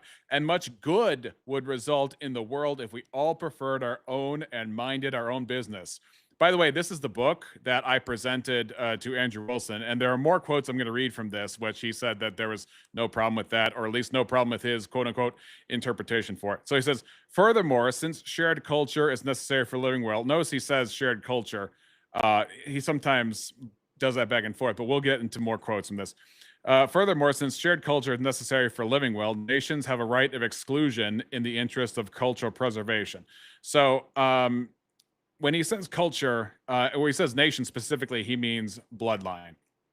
And that's apparent through all this book. I'm going to skip down a couple sentences. The Christian tradition has recognized that one cannot love all people equally, and indeed one should not. Each of us ought to prioritize those who are closest and most bound to us. This is nuts. This is not Christian. This is anti-Christian crap. And so for him to have, I'm gonna share this video just so you know I'm not making this up. But here's Christian nationalism, as I've presented it, is incompatible with secularism. If Christians get serious, then yeah. So look, Canon Press, right there. There's Douglas Wilson, and then there's Stephen Wolfe. Stephen Wolfe, and I probably should do some streams on him at some point. Stephen Wolfe is no fan of Israel and no fan of the Jays. I am sure, as a consequence of that, I would have to get more quotes. I can find more quotes from guys from like the King's Hall guys, Joel Webbin for sure, who has sat down and had powwows with Nick Fuentes and guys like that. I'm gonna read some more quotes from this gentleman's book right here, and I use the word gentleman extremely not literally. However, propositions do not and cannot serve as the foundation for nations, even Christian propositions. And then he goes on to say in sentences further, concrete action, past, present, and future, which enliven spaces and benefited generations, is what grounds a nation. Political creeds are ancillary, are supplemental, but not fundamental. So what he's essentially saying here is the actual epicenter, the nucleus of a nation, is a people in a bloodline. Let's see if you can find the three-letter phrase that characterizes the sentences in the middle of those two quotes. He says, our sense of familiarity with a particular place and people in it, the sense of we, is rooted not in abstractions or judicial norms, e.g. equal protection, or truth statements. Rather, the nation is rooted in a pre-reflective, pre-propositional love for one's own, generated from intergenerational affections, daily life, and productive activity that link a society of the dead, living, and unborn. Not creepy at all. Let's go to page 149. To be sure, I am not saying that ethnic majorities today should work to rescind citizenship from ethnic minorities, though perhaps in some cases amicable ethnic separation along political lines is mutually desired. What I'm saying is that in-group solidarity and right of difference along ethnic lines are necessary for the complete good for each and all, and therefore even in multinational civil arrangements, e.g. United Kingdom, national distinctions must be prudently upheld, and each person ought to, in normal circumstances, prefer their own people over others. So that's what I was saying. He's making a ton of moral oughts that he is saying have to do with bloodlines, that have to do with some kind of shared lineage. Those don't exist outside of family. You do have obligation to your parents to honor, love, cherish, respect, obey your parents as children. You do have obligation to your siblings as family. You do have obligation to your spouse. You do have obligation to your children and your close family in terms of how you treat them in most circumstances. Obviously, the further away, the weaker the obligation, I would argue. But at the same time, that does not translate far and wide. I mean, Jared Taylor is the kind of guy who says that, well, you love your family, right? And so your ethnicity, your race, your lineage, your phenotype, your whatever is akin to family. And kinism is another word that comes up a lot. And that's just not the case. You can't justify that because we're a family, especially if you want to make some kind of abstract claim. I got to catch up in chat because Aiden's been popping off. He goes, I think this is about civil rights. There were also marches, vans, and door-to-door squads. Oh, that's not about civil rights. It sounds threatening. There were also the ghetto systems, such as the Warsaw Ghetto. Get settled in for story time. How you liking story time so far? Similar versus dissimilar. Sounds like pamphlets they would hang out in the 30s. Sickening. Yep. They never immediately come out with the racist rhetoric. They float the idea in stages that make it more and more obvious. Yes, boiling the frog. As their talking points become more and more normalized. That is correct. He is just fundamentally wrong about the idea of a nation. Nationalism is a product of the French Revolution, whose principles could split the face of Christian nationalism and Christo-fascism. That's why when it comes to Christian nationalism, I'm always like, tell me what you mean. What is it? What is it? Because if it's this, I'm out. If it's something else that is not this, if it's putting forward Christian ethics into law, then I'm in, if that's what that means. But then again, what is the structure supposed to be? There is no New Testament charter for what government should be on earth. It's not, we have no lasting city, says the book of Hebrews. It's not supposed to be like that. If he made the argument the idea of a nation evolved into that, although that would be wrong as well, is much less wrong than trying to pretend like a nation is something it's never been about. Aiden, what would you say to the idea that nations have always been encircled or defined by people who look like each other because they share genetics in a shared geographical space, so they're inevitably going to identify their group identity with their group look? Because I think that's what a lot of times people are used to, and that's what they're getting at with this kind of thing. All right, 199. No, 199 or 198. Let's see.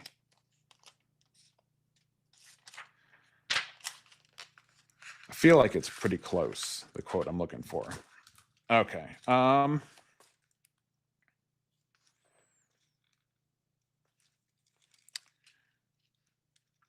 Yeah, there were a good amount of quotes here that were pretty bad. There was one that was particularly egregious. I'm not following that right now.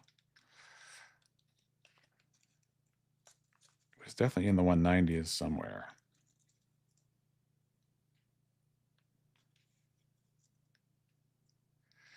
There are a lot of just nasty quotes in this book, especially in the earlier portions. But if you want, you can check out my second debate with Andrew Wilson. I got it on my channel. Please like and subscribe to the channel. Yeah, I'm gonna have to get back to you on some of those other quotes because, yeah, okay. Here's a creepy one. Self-mastery is not merely the control of our faculties and desires. It extends to things and places as an extension of our dominion. Just as we master our minds and our bodies with care and love, so too do we master the world with care and love. Out of this activity, we come to a sense of ownership, of owned space, page 159, and come to see the objects of our activity as images of ourselves, and we include them in the sphere of our concern. Yeah, I would say just check out my second debate. It's on this channel in the videos section. But yeah, this guy, definitely not a fan of Israel. This guy, probably not a fan of Israel. So I don't know why we get this image. This doesn't seem to fit. But you know what else? It kind of fits, but it's weird, is this. So what's this meme supposed to be exactly? A J-man is a J-man.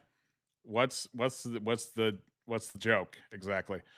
That idea flies in the very face of empire itself, from Sargon of Akkad. That's not a reference to Carl Benjamin, is it? To Genghis Khan and everyone in between. The most powerful states in human history have been defined by pluralistic, Oh, Aiden, I wish that this stream program was better at hosting people, but it's not. Let me see. Where am I gonna go next? Yeah, so I think those are the main criticisms I have there. I mean, there are other clips I had pulled up, but I think you get the point. Yeah, Christian national. Yeah. So that's the summary of what I'm getting at when it comes to where the poisoning the well was at and where my actual complaints. Oh, jot down a script. No, I'm not gonna jot down a script.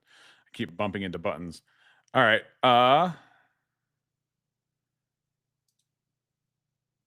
Well, you know what? I might jump to this criticism. So he says this about the Bible. My worldview being shaped by Scripture, it makes me go to Scripture and bounce these questions off of the Scriptures, and oh my goodness, this is the worst. I'm already upset with this guy. Well, I got Scriptures, and so I got this Scripture, and I have a question about Scripture, and what I do is I bounce my question off about Scripture against the Scripture. I like, Joe, those things, those 8 balls where you basically he says that if you read the Bible and you understand it based on its own terms, I would say that you are some kind of interpreter. But here's the problem: you have to actually prove the vagueness of the Bible first. So this is a separate issue. I might go into that later. But I said in a previous thing, if you want to see me actually opposing what's being said here, you know what? I need to find a different view. Oh, dang. It's not going to work. Yeah, here we go. So I said, JimBob jokes, but his Bible 8 balls, whatever his priest tells him, JimBob is convinced that he can't understand the things he reads. How is this different from special pleading / gaslighting? He says, no, my priest doesn't do his own interpretation. And no, I'm not convinced I don't understand what I read. I'm convinced it can and will be misinterpreted. You don't know what special pleading is. So I say, so where up the chain is the interpretation? When can my eyes believe what I read? What if Augustine, Cyril, Athanasius, Irenaeus, Clement of Alexandria et al. Agree with an interpretation of a thing? Can't I just agree with them without it becoming orthodox or relying on a priest? It's special pleading because somehow I can read and understand anything except the word of God. According to Orthodox, somehow that gets relegated to the priest, but if the priest got his knowledge through reading, can't I do the same? If you look at Acts 17:2, you can talk about how Paul reasoned with the Jews in the synagogue during the scripture. Oh, here I go. I'm going to get banned for not saying J's. And if you read Acts 17:10 and 11, it talks about how the Bereans were more noble than those in Thessalonica because they searched the scriptures day and night to see if these things were true. Concerning what? Concerning the words of an apostle who would be the normative authority in his mind for interpreting scriptures.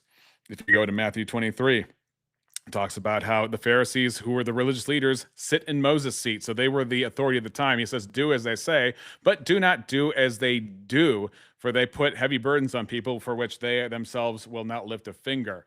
And then if you look at Matthew 19, Jesus says, have you not read? When it comes to remarriage or marriage rather in the Bible. So, and he says that to the Pharisees. So if the Pharisees were the de facto normative authority, religious leaders at the time, why didn't the Pharisees say, what's your normative authority for interpreting scripture? Because as we know, scripture is a cipher. You need a decoder ring. You can't figure it out on your own. You need something else, and which leaves, again, an infinite regress of needed interpreters, I would say.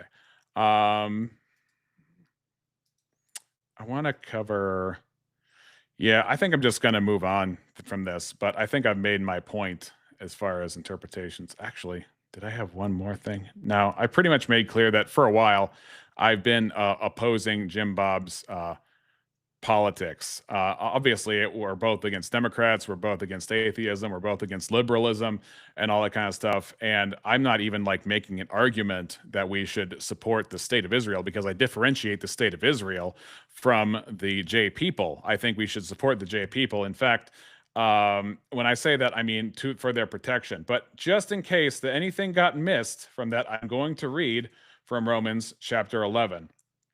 So that's not in this image, but I'm just going to read from here. And it says, I say then, have they stumbled, talking about the Jays, that they should fall? God forbid, but rather through their fall, salvation has come to the Gentiles, for to provoke them to jealousy. Now, if the fall of them be the riches of the world, and the diminishing of them the riches of the Gentiles, how much more their fullness? For I speak to you Gentiles, inasmuch as I am the apostle of the Gentiles, I magnify mine office. So a J-man, the apostle Paul, a Pharisee of Pharisees, is the apostle to the Gentiles.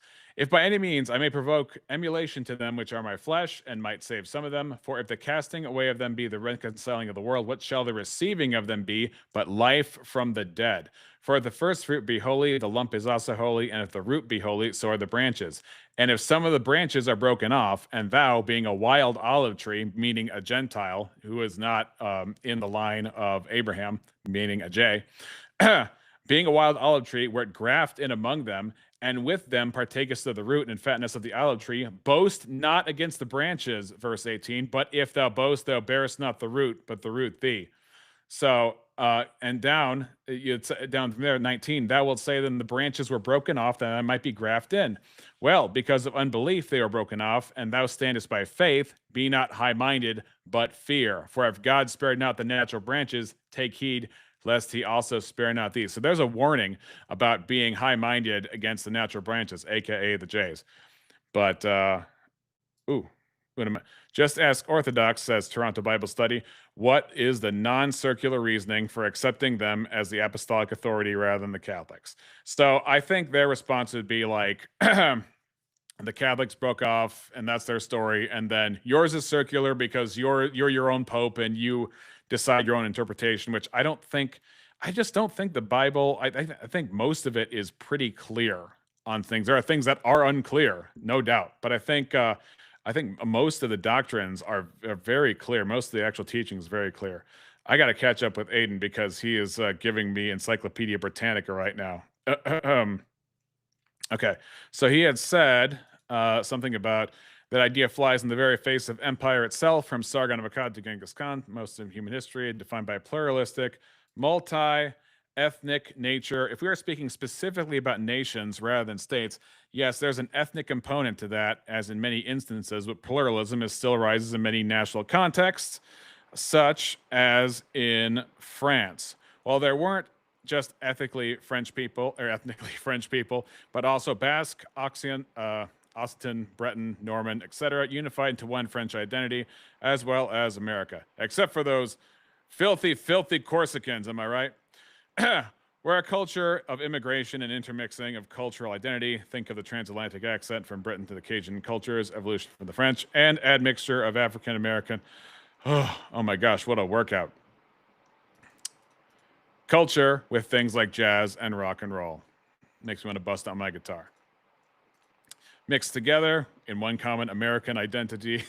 Some nations are anti-pluralism. Think of Serbia in the 90s, for example, but to act like that's either the majority or inherent state of nationhood is just flat out ignorant of history.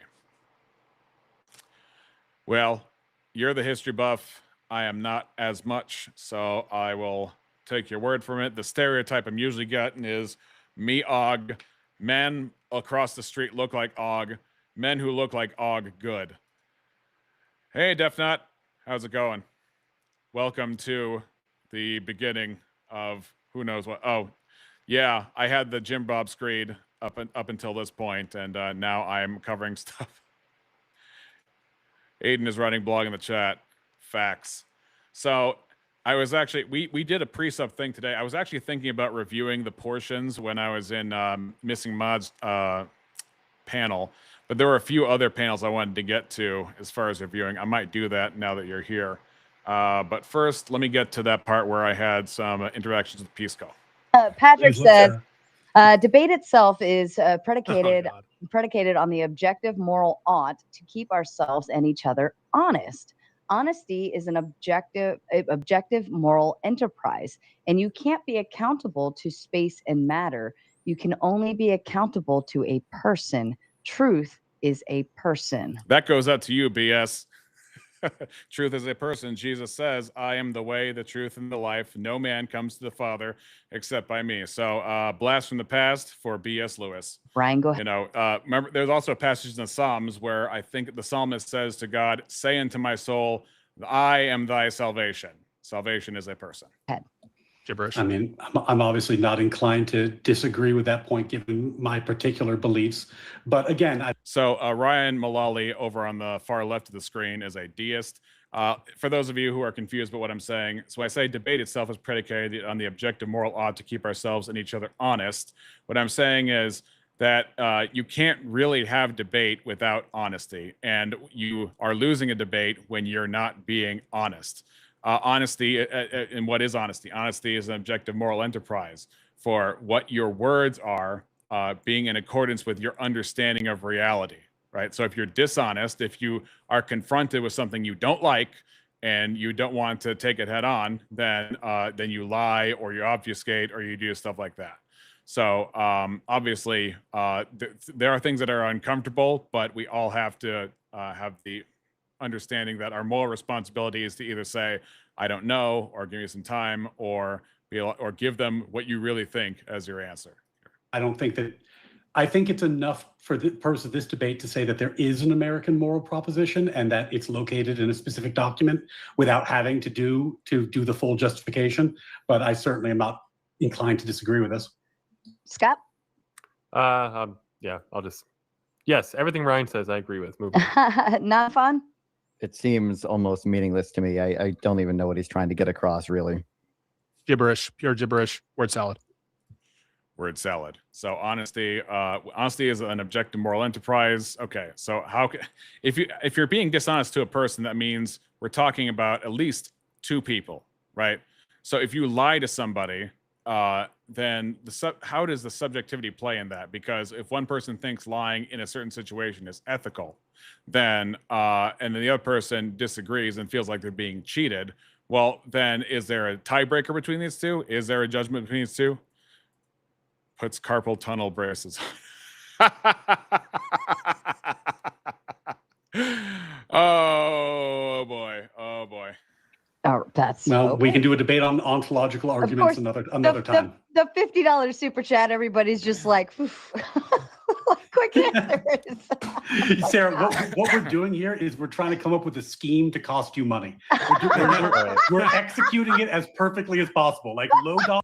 All right, so then let's skip the American ahead moral to the prospect. next We're supposed to be a land of opportunity. We're supposed to be have freedom. We're supposed to accept immigrants in as we did for the first 200 years as a nation or whatever. Okay.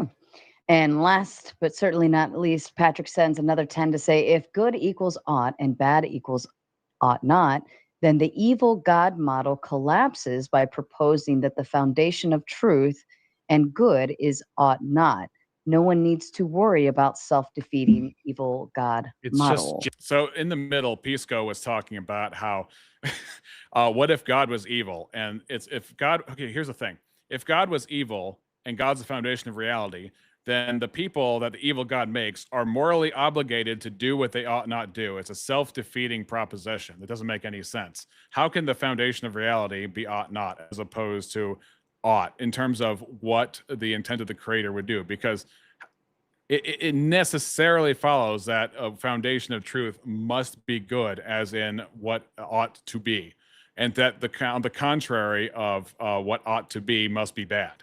Gibberish. No, he's right. It's not a valid argument. It's gibberish. No, he's right. Because if you presuppose an evil God who is completely controlling your reality and tricking you and doing all sorts of terrible things to you, then you have reason to doubt every truth, every process, every statement you make could be the influence of this malevolent deity. Isn't in your view that God is... Finish the fucking thought. Oh my God. And including the thought that God is tricking you, which is why it becomes viciously self-defeating.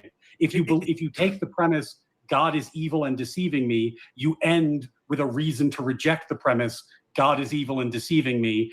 That's true, but I like my explanation a little bit better. Because and as a result, you have nothing to believe in left. So Patrick is completely right. It's logically invalid gibberish. And isn't the whole view of these presuppositionals that God defines what good is in the first place? And so in what sense could lying... No, it's like God is what's good. Wait. So is God good... Are you going to do the dilemma now? Yeah. So is God adhering to some third party standard then? No, God is good. There's a unity of identity between God and goodness. Right. So whatever God does and whatever God's nature is by definition good, correct? If God does it, is by definition good, yes. Okay, so if God lies, it's by definition good. So you can't say evil things that he's doing like lying. Lying, if God lies, it's impossible for God to lie, says the Book of James. And on top of that, how could the foundation of truth lie? It's just contrary to that nature. Now, some people would say that God could lie, but chooses not to because it's against his nature. That could be a viable way of defending it. I just don't see how that's even possible. It would be good, correct? God wouldn't lie, but also I'm not asking if he would lie. I'm asking if God did lie, would it be good? No, it's like asking God. That's like asking, can God create a rock so heavy? No, or what's the logical contradiction?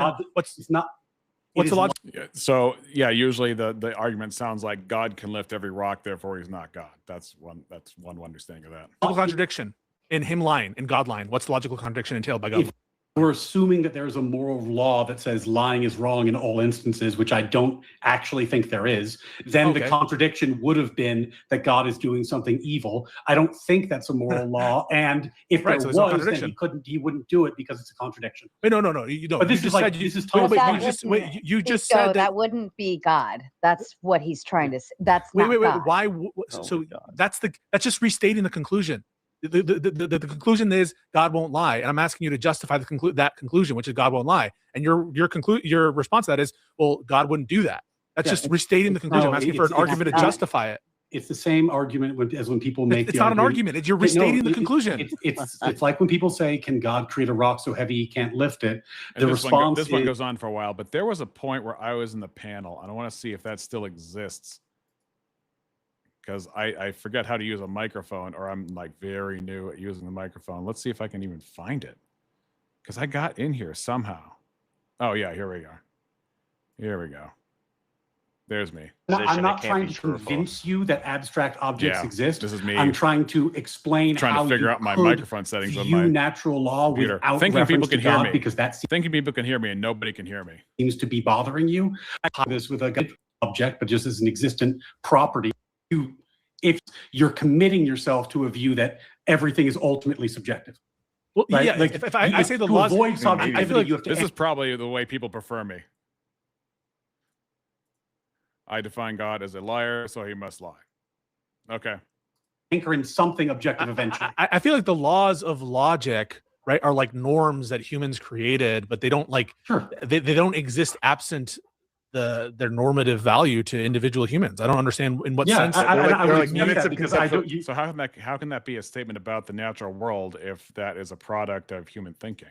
You do not believe in objectivity in the way that I don't even know what it means to say like the laws of logic exist absent a human mind to conceive of the norm. Like what does that mean? They'd be the relations within the metaphysical, whatever the metaphysical framework of the world is.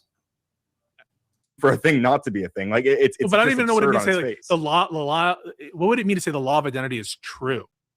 Like I don't even know what that means. Sorry, someone's the bottom left guy's trying to talk. I can't. Why do I feel like we're in the like bottom left guy's trying to talk? I can't. Yeah, it would mean the same thing as saying that, like we can't hear you, the bottom left guy. But sorry, go ahead, Ryan. It would mean the same thing as saying any law of physics is true. We heard that. We're saying that it is a metaphysical aspect. I ended up using my camera's microphone at this point because my microphone wasn't working for some reason. Of the universe, of existence, it is fundamentally true, not because we believe in it, but because fundamentally it is. Meaning what? Fundamentally meaning what? Meaning it accurately describes existence. It is fundamental to existence. It is inextricably part of existence. We can hear you now. Re-exam. Oh, okay, great. Okay, so let's think about the law of identity then for a second. Is it possible to misidentify something? Is it possible to have the wrong idea in your mind about something that is physically existent? And therefore, does it not entail that what is physically existent has a correct perception metaphysically, and you can make billions of incorrect perceptions for something that exists physically? Yeah. So, for example, the idea of a rock is not the same thing as a rock. If you think that was a good argument, Aiden, you are sorely mistaken. Right. But does it change what it is? So that's a reference to the law of identity, because yeah. So like I was saying, the idea of the rock is not the same thing as the rock itself. And then so to identify an idea as incorrect because it does not describe reality would mean that there is a correct corresponding metaphysical reality that should match the physical reality of the thing. Because without a lot of identity, you can't make sense of misidentifying or identifying something. I think we can change what parameters we assign to what identifies something, right? Like we can be pointing to a different set of like facts that we're identifying as an item, right? But then we can also we can reorganize those to point to a different thing. But that doesn't mean that we're pointing to metrics. Doesn't mean one's more correct than the other necessarily. Well, if I called a rock cheese, I want a rock. If I called a rock cheese, I would be incorrect. And then if I'm incorrect, I mean, there are BBM, aka Big Ben Mama, was hitting upon a point that if there was any morals, that it should touch every part of reality. There's a sense in which that's true in the transcendent sense, which is that if there is a rock and I say that it is not a rock, or that the rock is not there when it in fact is, then there is a moral offense I have done by lying about that. Well, let's set that aside for a second and just agree that these are all metaphysical metrics in reference to things that are physical. Can we all agree on that? No, I don't. I think that's gibberish. I don't know what that means. I know you think that's gibberish. That's okay. That's when I stopped taking Pisco seriously when it came to these discussions, because if he says it's gibberish, then he's not understanding that the law of identity is chaining together basically the metaphysical with the physical. In a lot of cases. Can I just drop Hold up. Stop. I'm sorry, Ryan. Did you say something? Re-examination. I'm not trying to break your flow. Sure. I want to make sure you keep doing your thing. I just want to point out that in terms of my opening statement, we would eventually move to it's happening and it's a good thing. We are now officially in it's happening and it's a good thing, because now we're arguing that objective morality and natural law are incoherent concepts, and abandoning them would be good because they're wrong. So I'm glad. And then Aiden Linden follows up with, I want Iraq because he has been hacked by the Bush administration. Glad we finally got to this point of the conversation, but here we are. Wait a second. I got a yes or no. So maybe I just want to say, I think the reason why, Ryan, you're so condescending is you think everything you believe is like endorsed by God. I think that's why you're so condescending, is because all of your beliefs, when you say that DI in the boardroom is an abomination, you're just saying, no, what the fuck was that then? What did he just do? What was what he just did? Both of you are absolutely was an attack of character. Absolutely. I'm pointing. It's a response to him, and you guys are doing, oh my God, an attack on character. Give me a fucking break. Look, hold on. Because if you guys have been going back and forth about this same thing for like ever, and I just want to point out that morality is subjective to us. There may be a higher morality, but when it comes to the concept of what you guys are, yeah, definitely. Ryan. Yeah, he just kind of dropped off the map. He was known, for those of you who don't know, he was known as Radical Coder. I hope he's okay. The word on the street is he has been, Radical Coder. The word on the street is that we don't know what's going on. And I haven't heard anything since, but I think he was part of your Discord, Defnot, as well. Really arguing about, which is the moral proposition. There is no moral. Oh, and I think during the time where Sarah Tomato and Andrew Wilson had their falling out,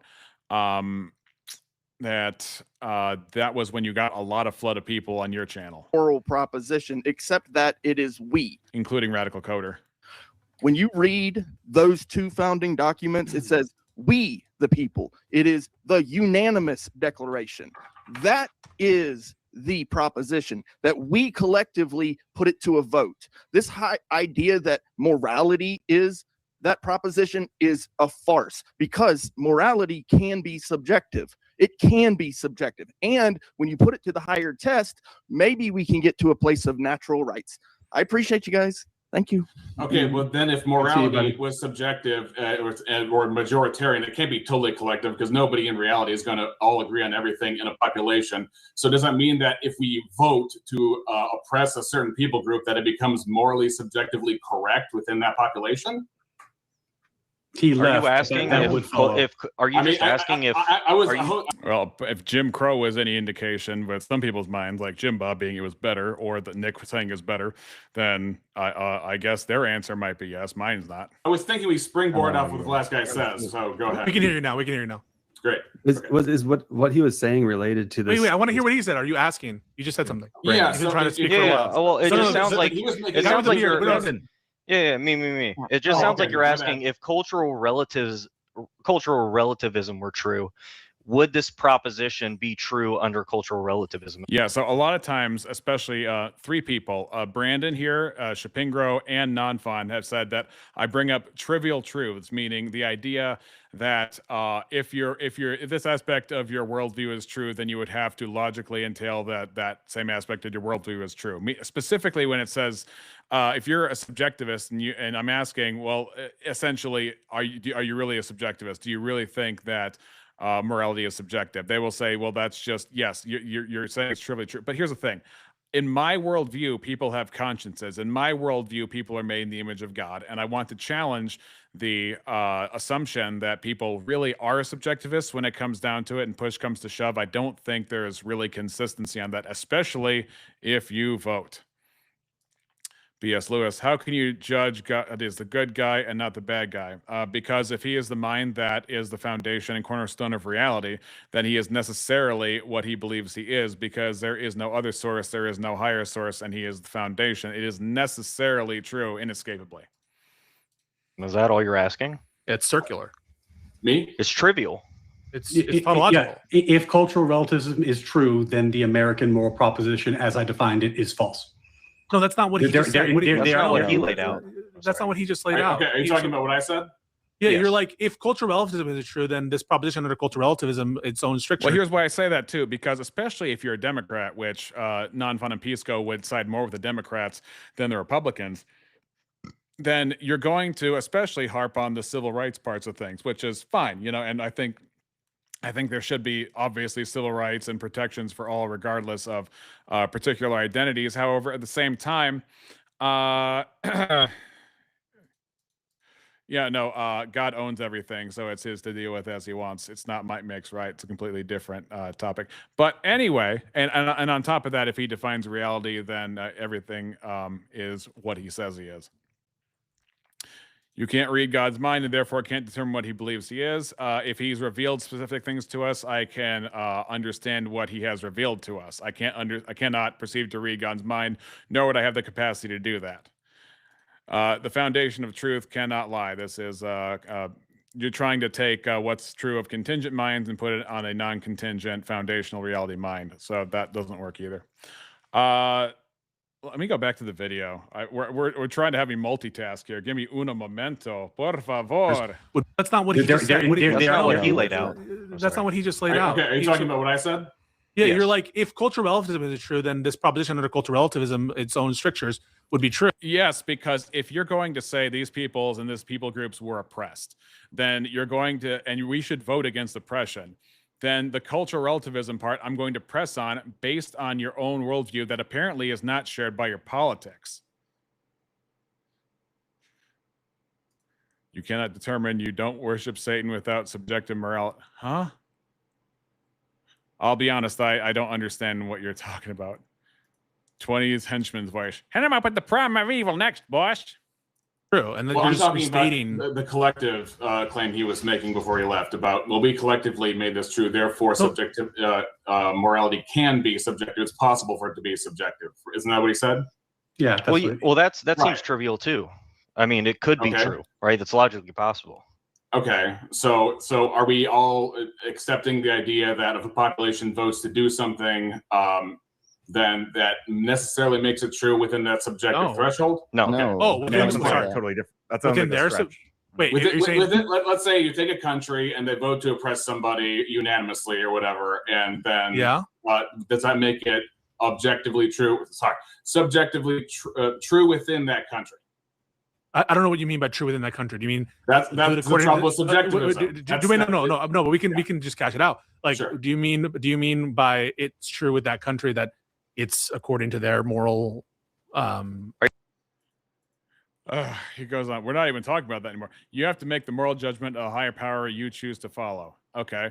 So, is it necessarily true that the foundation of reality, if that were a person, if that were a mind, then therefore that would be the right and correct morality? Would that be true? And in fact, on top of that, if there, it seems like everybody who wants to, again, going back to the regressive value, if it seems that everybody wants to say, no, this is science, we ought to say that these typical theories are science and these are not, we have a moral obligation to teach our children and to teach society at large what is true. And then how would that also not be an objective value claim? Oh gosh, therefore morality is ultimately subjective. No, just because you experience the world subjectively doesn't mean that the world you experience ought to be interpreted subjectively or must be interpreted subjectively just because you're a limited being. Are you just saying most people in that country have those values? Well, Exactly. the problem is right. when I have a trouble with objective morality because. Can you answer that question first? Hold on. So- I think sorry, I think he's working through it. Go ahead. Yeah. Reed. So the question I think needs to be Sarah was nice to a first timer. unpacked, and that's why I'm having trouble with it, because I think when I have a problem with like squared circle, married bachelor. Are you subjective saying if morality. everyone agreed, we like this law, we like this rule, we like this, would that then in turn make it objective versus subjective? Because Right. they, Do you think other cultures who would judge it would have no standing to judge that culture? Let's say you have multiple cultures. One. Yeah. You haven't established a contingency for morality on a creator. Well, that would mean that if I was supposed to establish contingency, then I would have to back up what I'm claiming, which means that I would have to be obligated to back up my claims with facts and make them make sense in a pre-existent logical structure, right? One culture says something is right, and then all the other cultures say something is wrong. Is nobody correct in that equation? What do you mean by real quick? Grounded in history. Okay, so you got a country, and that's the only country doing something wrong, and they believe it's right, and you got other countries surrounding them, and they believe that that one thing that one country is doing is wrong. Is everybody equally correct? I don't think so. I don't think that, but it sounds like what you were asking earlier was just, is that true if cultural relativism is true? Which it would. Yes, because it's not consistent with any Democrat that I've heard that says if people are being oppressed, they should not be oppressed. And even if the majority says that they should be oppressed, then we should push back on the majority. Sure. Go ahead. But I'm not a cultural relativist. So Even if you're not, I'm going off of what the last guy said before he left, and I didn't know if you agree with that or not. If you're just asking whether it would be true under the view that takes the cultural relativistic view that you're doing, then that's just trivially true, because that just is true. Sorry, go ahead. Well, okay. You're going to get the frog people, not your frog people, but the frog people pretty excited if you bring up the Rhodesian Bush War. So Sounds like there's a Papua New Guinea. There's a whole Papua New Guinea. Anyone, Andrew Wilson fan, know the Papua New Guinea story statement and in the culture? Okay, Andrew, cannibalism or something. I don't know. Well, even at that, if I believe it's those lines. I don't even want to say it; it's too gross. But let me try one. Let me try one. Listen, this other country does bad thing to. Okay. I want to get your take on this scenario, guys. Boy, right? Okay, yeah. Does bad thing to 12-year-old boy. You could probably does that make it good? But Is that what to you're asking? them, hold on. To them, everything good, everything fine. This is how their culture is. This is what they grow up to do. They know, they understand it. Every man, this is like their way to entry into manhood, something along those lines. They're good. We, as the USA, look at that and we're like, nope, that is definitely not good. And I don't mean the tribe that Andrew's talking about. I have a scenario of my own that's coming up pretty soon. Right? Do we have the ability to go in and say, stop this, you wrong, get out of there? Let's not When you say, this do we have the anymore. ability? Are you just Like, saying should we? the moral Should justification? we? If I may, I have a simpler example. Let's just say there's a universe. I understand where that there's one. I understand One that. planet. Right. Let's say there's a universe with one planet on it. It supports life and only two people: a grown man and a little baby. The grown man violently forces himself again and again this little baby. And let me ask you this: did anything wrong happen if that was the only society that existed? All right. What do you guys think of that scenario? To make it as simple as possible, there's nobody else in that universe. It's just one planet that supports life, grown man, little baby, the unspeakable happens, and no one's there to stop it. Is that objectively wrong?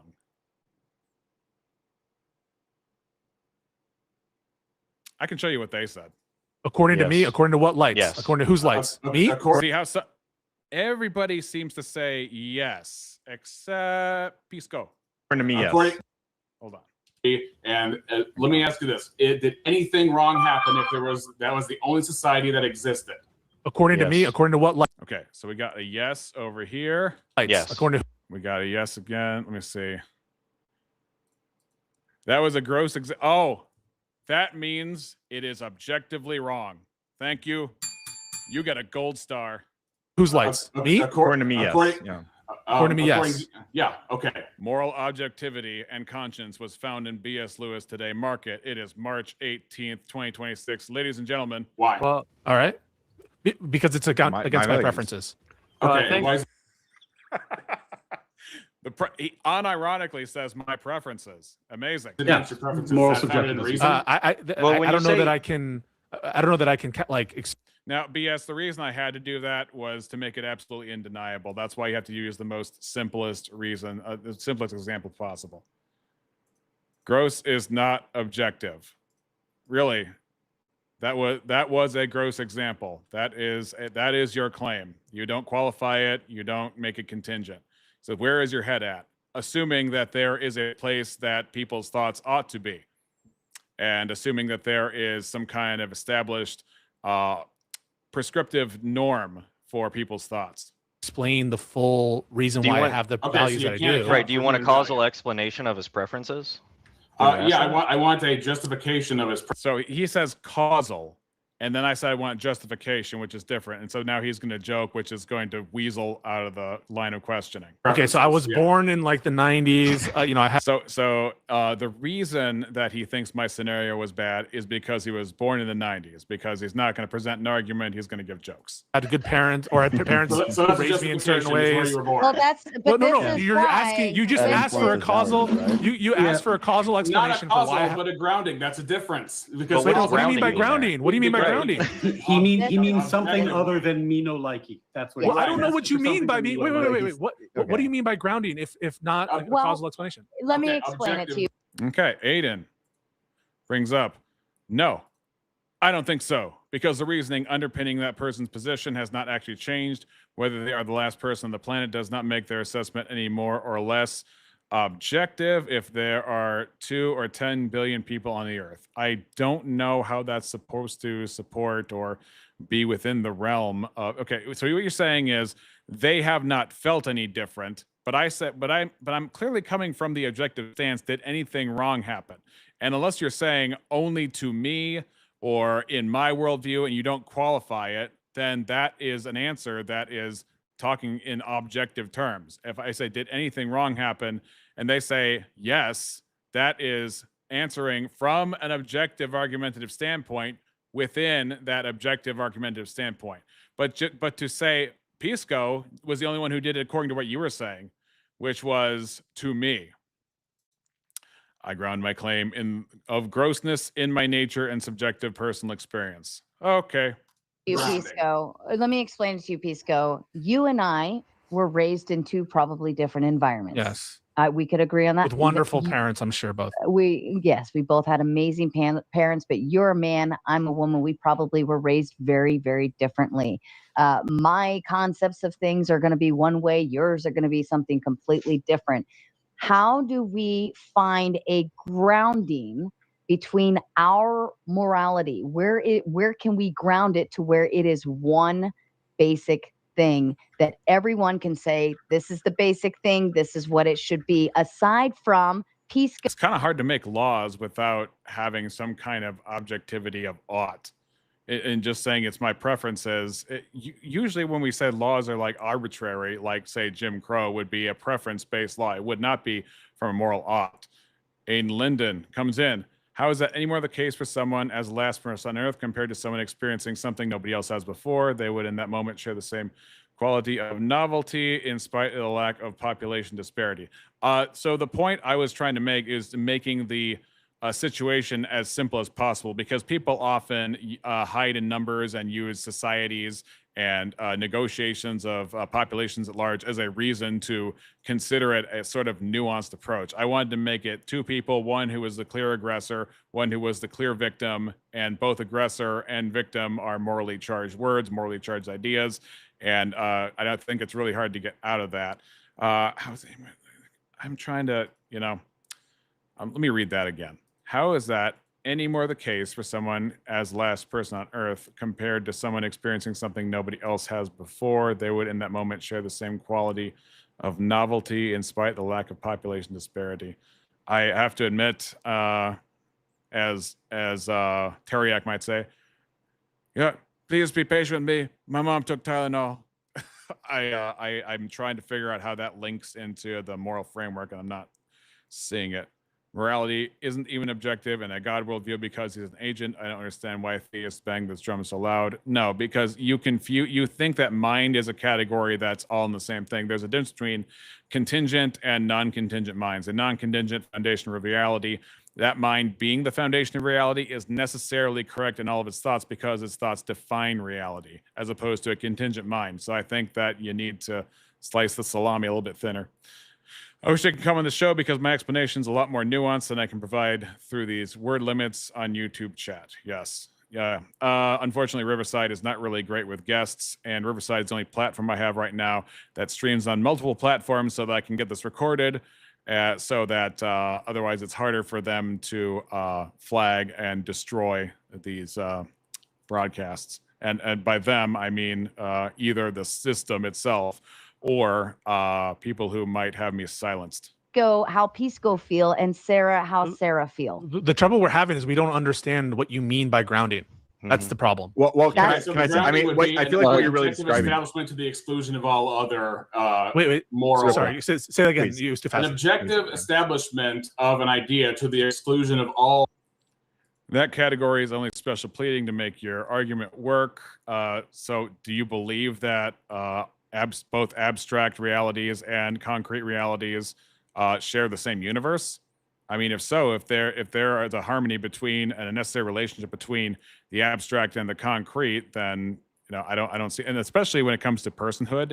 I don't know if you subscribe to Sam Harris's point of view as sort of a quasi-Buddhist, but he doesn't believe the self exists.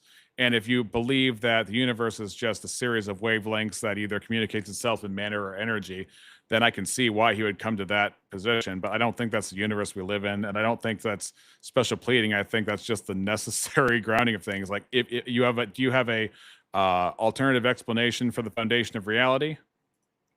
I will just communicate to you via Snoke signal from here on out. Well, I don't know how Star Wars got into this, but okay. All other moral frameworks in this position. So one that's mind independent? One that because it have to be the mind of God, and that's why that was a reference to Snoke from the ill-fated most recent Star Wars trilogy. L's in the chat. Said objective morality. We're looking for a trump card. It has to be personal. I don't believe in non-contingent minds. Please demonstrate one. Okay, so you want me to use naturalistic means for a supernatural thing? That's not going to work. No, because you can't be objectively accountable to rocks floating in space. And they want a moral trump card. You can't use society as a grounding for the exact example of the planet with two people that I just made. So that's why objective morality has to be personal in foundation, and that's why it has to be I'm a non-natural moral. What you guys are asking for is a solution to all moral. You can have like a stance. You can have like a stance independent reason. So like I would base it on what I would just say is like the maximization of positive quality, like net utility. Now, like you could argue that's just my preference, but what gives God's what gives God's nature value? What gives God's word value? He's the foundation of truth. Let's be mindful, gentlemen. Why does being the moment? Peace. Go. Hold on. Let non-fault I know the temperature's going, but let's at least, I can't hear what any of you are saying because you're talking over each other. That means the audience can't either. Be mindful, slow it down, re-examine. Yes, I want you to demonstrate beyond the natural. Okay, what criteria would that be? And then Pisco, I think you were going back. So he asked, so I just want to give it, because Sarah didn't hear it.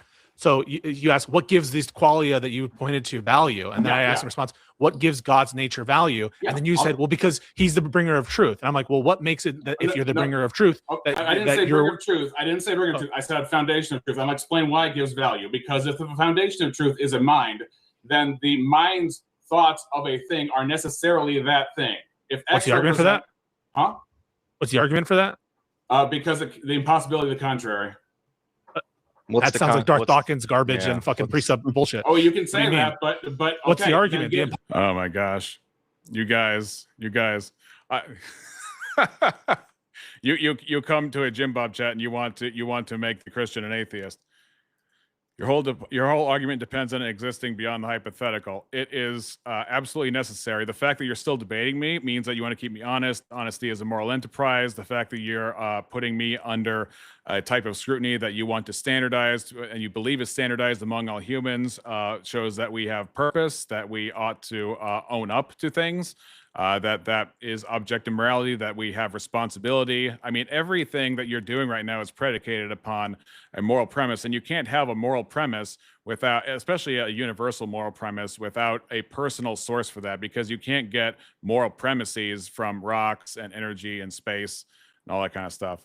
So, working off that premise, there are plenty of moments in history where one person had a frame of reference for something, such as Neil Armstrong walking on the moon for a moment in our history. He was the only person who'd be capable of having an opinion regarding the experience contingent on actual lived experience, which is the component of the last person on Earth scenario. I am sorry. I understand that somebody who has had a novel or pioneering experience would be the only person to have that experience and thus solely would have the only legitimate standing to describe what his own experience would be that no one else can legitimately claim was their experience. That's quite an undemonstrated leap of faith. Oh, well then I guess that is wrong. Possibility to the contrary? What does that mean? Okay, then you're just restating the. the. We got. Here we go. Therefore, would Neil Armstrong's opinions regarding walking on the moon, them being in that moment contingent? Okay. Oh gosh, my tiny little squirrel brain. Therefore, Neil Armstrong's opinions regarding walking on the moon, them being that moment contingent on him being the only one to have them, be objective value. I don't know what the heck. I'm so sorry, dude. Buzz Aldrin's moment prior to join Neil on the surface. I am sorry, Aiden. I am so lost right now. This is your daily reminder that undemonstrated leaps of faith are bad. You're just restating. So you understand? You're just restating the conclusion. When you say the impossibility of the contrary, you're just because restating. you can't establish otherwise. Okay, but then that's not an argument. You're just restating your conclusion. Because that's the nature of the foundation of truth. That's the nature of the foundation of truth. If I say X equals X and X represents the foundation of truth, then circularity is not a problem. What does foundation of truth mean? Let's get clear on that. What is foundation of truth? Hold on. Everybody's going now. Everybody's going. I'm going to read one super chat, then I'm going to hand it over to Ryan Radical Coder, and he can take it from there. I would like to see if Andy wants to offer clarification after Radical Coder goes. Natural law has no morality. It just does whatever is most efficient. Anybody agree? I don't know what that means. Yeah, it's conflating like evolution or like how animals behave with the concept of natural law. Natural Though law, luckily he didn't capitalize either letter, so maybe it wasn't an error, but just a pun. I want people to understand what just happened. Like when I asked, like, what's the argument that like for that whatever the relationship with truth that you expounded justifies the fact that this is like the correct moral attitude or whatever. He just said the impossibility of the contrary. Yeah. That's just restating the claim, right? The claim is that it's impossible to do otherwise. If I say reality is real, which I believe is the equivalent of what I said, then it is circular, and therefore, but it doesn't make it necessarily untrue. It might be a truism, it might be a tautology, but the statement itself was still true. TLDR is the notion of the last person on Earth's evaluation of something being bad, being objective, but be contingent on the fact that he's the only one capable of articulating it from a lived experience. What I was just trying to make the formula very, very simple. I'm not saying that if there was like a universe with no God and one person, I don't think that there would be moral oughts in that case either. If that's what you're getting at, it would just be a meaningless universe with hypothetically one person. I'm sorry. About the foundation of truth, you necessarily have to use the foundation of truth as a self-justification. What's the argument for that? We asked. What's the argument for that? Coder, I know you wanted to jump in. Go ahead, Ryan. This is relevant Go to what ahead, I want to say. Okay, so to Sarah's point earlier about what she was describing about not being able to resolve these things with like you are looking for a solution to all moral quandaries. You're complaining that without God, there's no solution to these things. The reality is there may not be a real solution to these things, and this is the problem of morality that we deal with on a day-to-day basis. This is where the atheist typically asserts we don't know, and we have to accept that we don't know, and it's supposed to feel like really humble, but I mean, we do live in a world of moral oughts. We experience that all the time. Nobody, outside of actual philosophical arguments, nobody really believes that. There's a lot of people who go out and they vote and they condemn and they get angry at people and they feel justified and they want justice in the world and they want justice in their courts and they want order in society and they attribute value to something. It's only in arguments that you find these philosophical sort of excuses for people saying that moral oughts don't exist. As human beings. And yeah, it sucks that there's not like an easy answer we can just all outsource to. And you guys, I'm sorry, Aiden, but I'm also kind of split between the original purpose of this stream and these comments. And so, yeah, I want to answer. I've answered as many as I thought I could at that time. But yeah, I think your original comment may not have posted BS. Any of you guys do outsource it, which is your preference to do. You decide that you want to outsource your moral decision making to God or whatever, right? But in reality, like the rest of us who don't believe in that God, we still have to exist and deal with moral realities that. Yeah, well, when you don't have arguments, there are jokes. Or moral decision making on a day-to-day basis. And yeah, it's complex and it's hard, and there's not always a good, easy answer. And sometimes we are going to fundamentally disagree to the point where we can't land on common ground. But like that's yeah, I'm sure there's a coherence I'm not understanding, Aiden. I'm just not grasping it for some reason. Fucking life. When you're not a child, like that's even when you're a child, that's life as a human being. Like fucking sorry. I agree that moral realities exist. Sarah, can I jump? Did that just sound like sorry you're a child? And sometimes we are going to fundamentally disagree to the point where we can't land on common ground. But like that's fucking life. When you're so it's saying, but he's just saying that's the way it is, and just accept my opinion, which is the way it is. You're not a child. Like that's even when you're a child, that's life as a human being. Like fucking sorry. I agree that moral realities exist. Sarah, can I jump in real quick because I'm gonna have to drop. Yeah, sure. I have to drop it a second. Yeah, so with apologies, I'm gonna have to go real soon. Wait, Ryan, can you stay for my Kant explanation quick? I just want to see what you think of that after this. I'm so intrigued. I do want to hear this. Okay. God damn it. You want to do it now? You want to do it now? Okay. I said, Andy, get it out. Andy, yeah. Okay, sorry. This is the reason I I'll came pay for up that, here. Andy. God, I just wanted to ask you, because this is the reason I came up here. So you were talking about Hume, and I agree that he says the joke was an objection to a bad argument. Well, it was a joke. Hume is part of the problem. But on the classical view for Aquinas, knowledge and belief are going to be modes of participation in being and truth. And then by the time you get to Hume, he drops a skeptic atomic bomb on philosophy. And Kant is the response to Hume. And he says, okay, there's no necessary cause and effect in the world. There's no metaphysical structure in the world. And he just goes with impressions. But then Kant comes along and says the mind doesn't participate in being like the Aristotelian, Thomistic kind of natural law. It structures experience. So then you have truth is no longer correspondence between intellect and reality.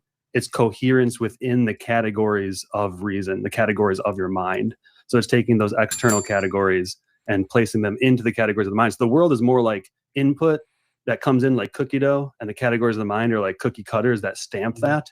But then metaphysics changes. You no longer have access to reality itself. You only have access to the subjective states of the mind. And an object is only an object of knowledge when that data comes in and it's stamped by the categories of your mind. So we're told when we say holding a truth versus someone believes in something, like that debate you had earlier.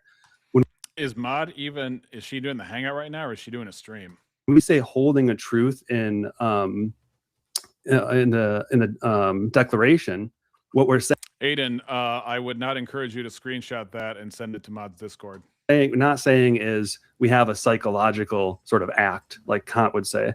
We're saying holding in the declaration functions like a habit, a second order habit for Aquinas, which it signifies the habitual possession of moral truth in reason. That's still not itself a moral proposition. Then it's still just a description of the habit. But it is then, because then you have a natural law connected to the kind of thing a human is, right? You have. Don't worry. Habitual possession of moral truth. Itself is just a.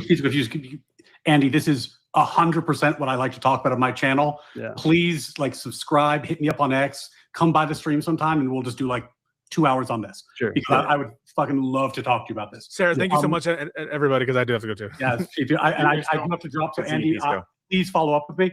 I seriously do. I'd love to talk about this. What the short answer that I'm going to give is that in a debate about the American moral proposition, it is expressly non-Kantian. They were not adopting Kant's view, and they didn't say we find these truths to be rationally derived after a great work through the categorical imperative.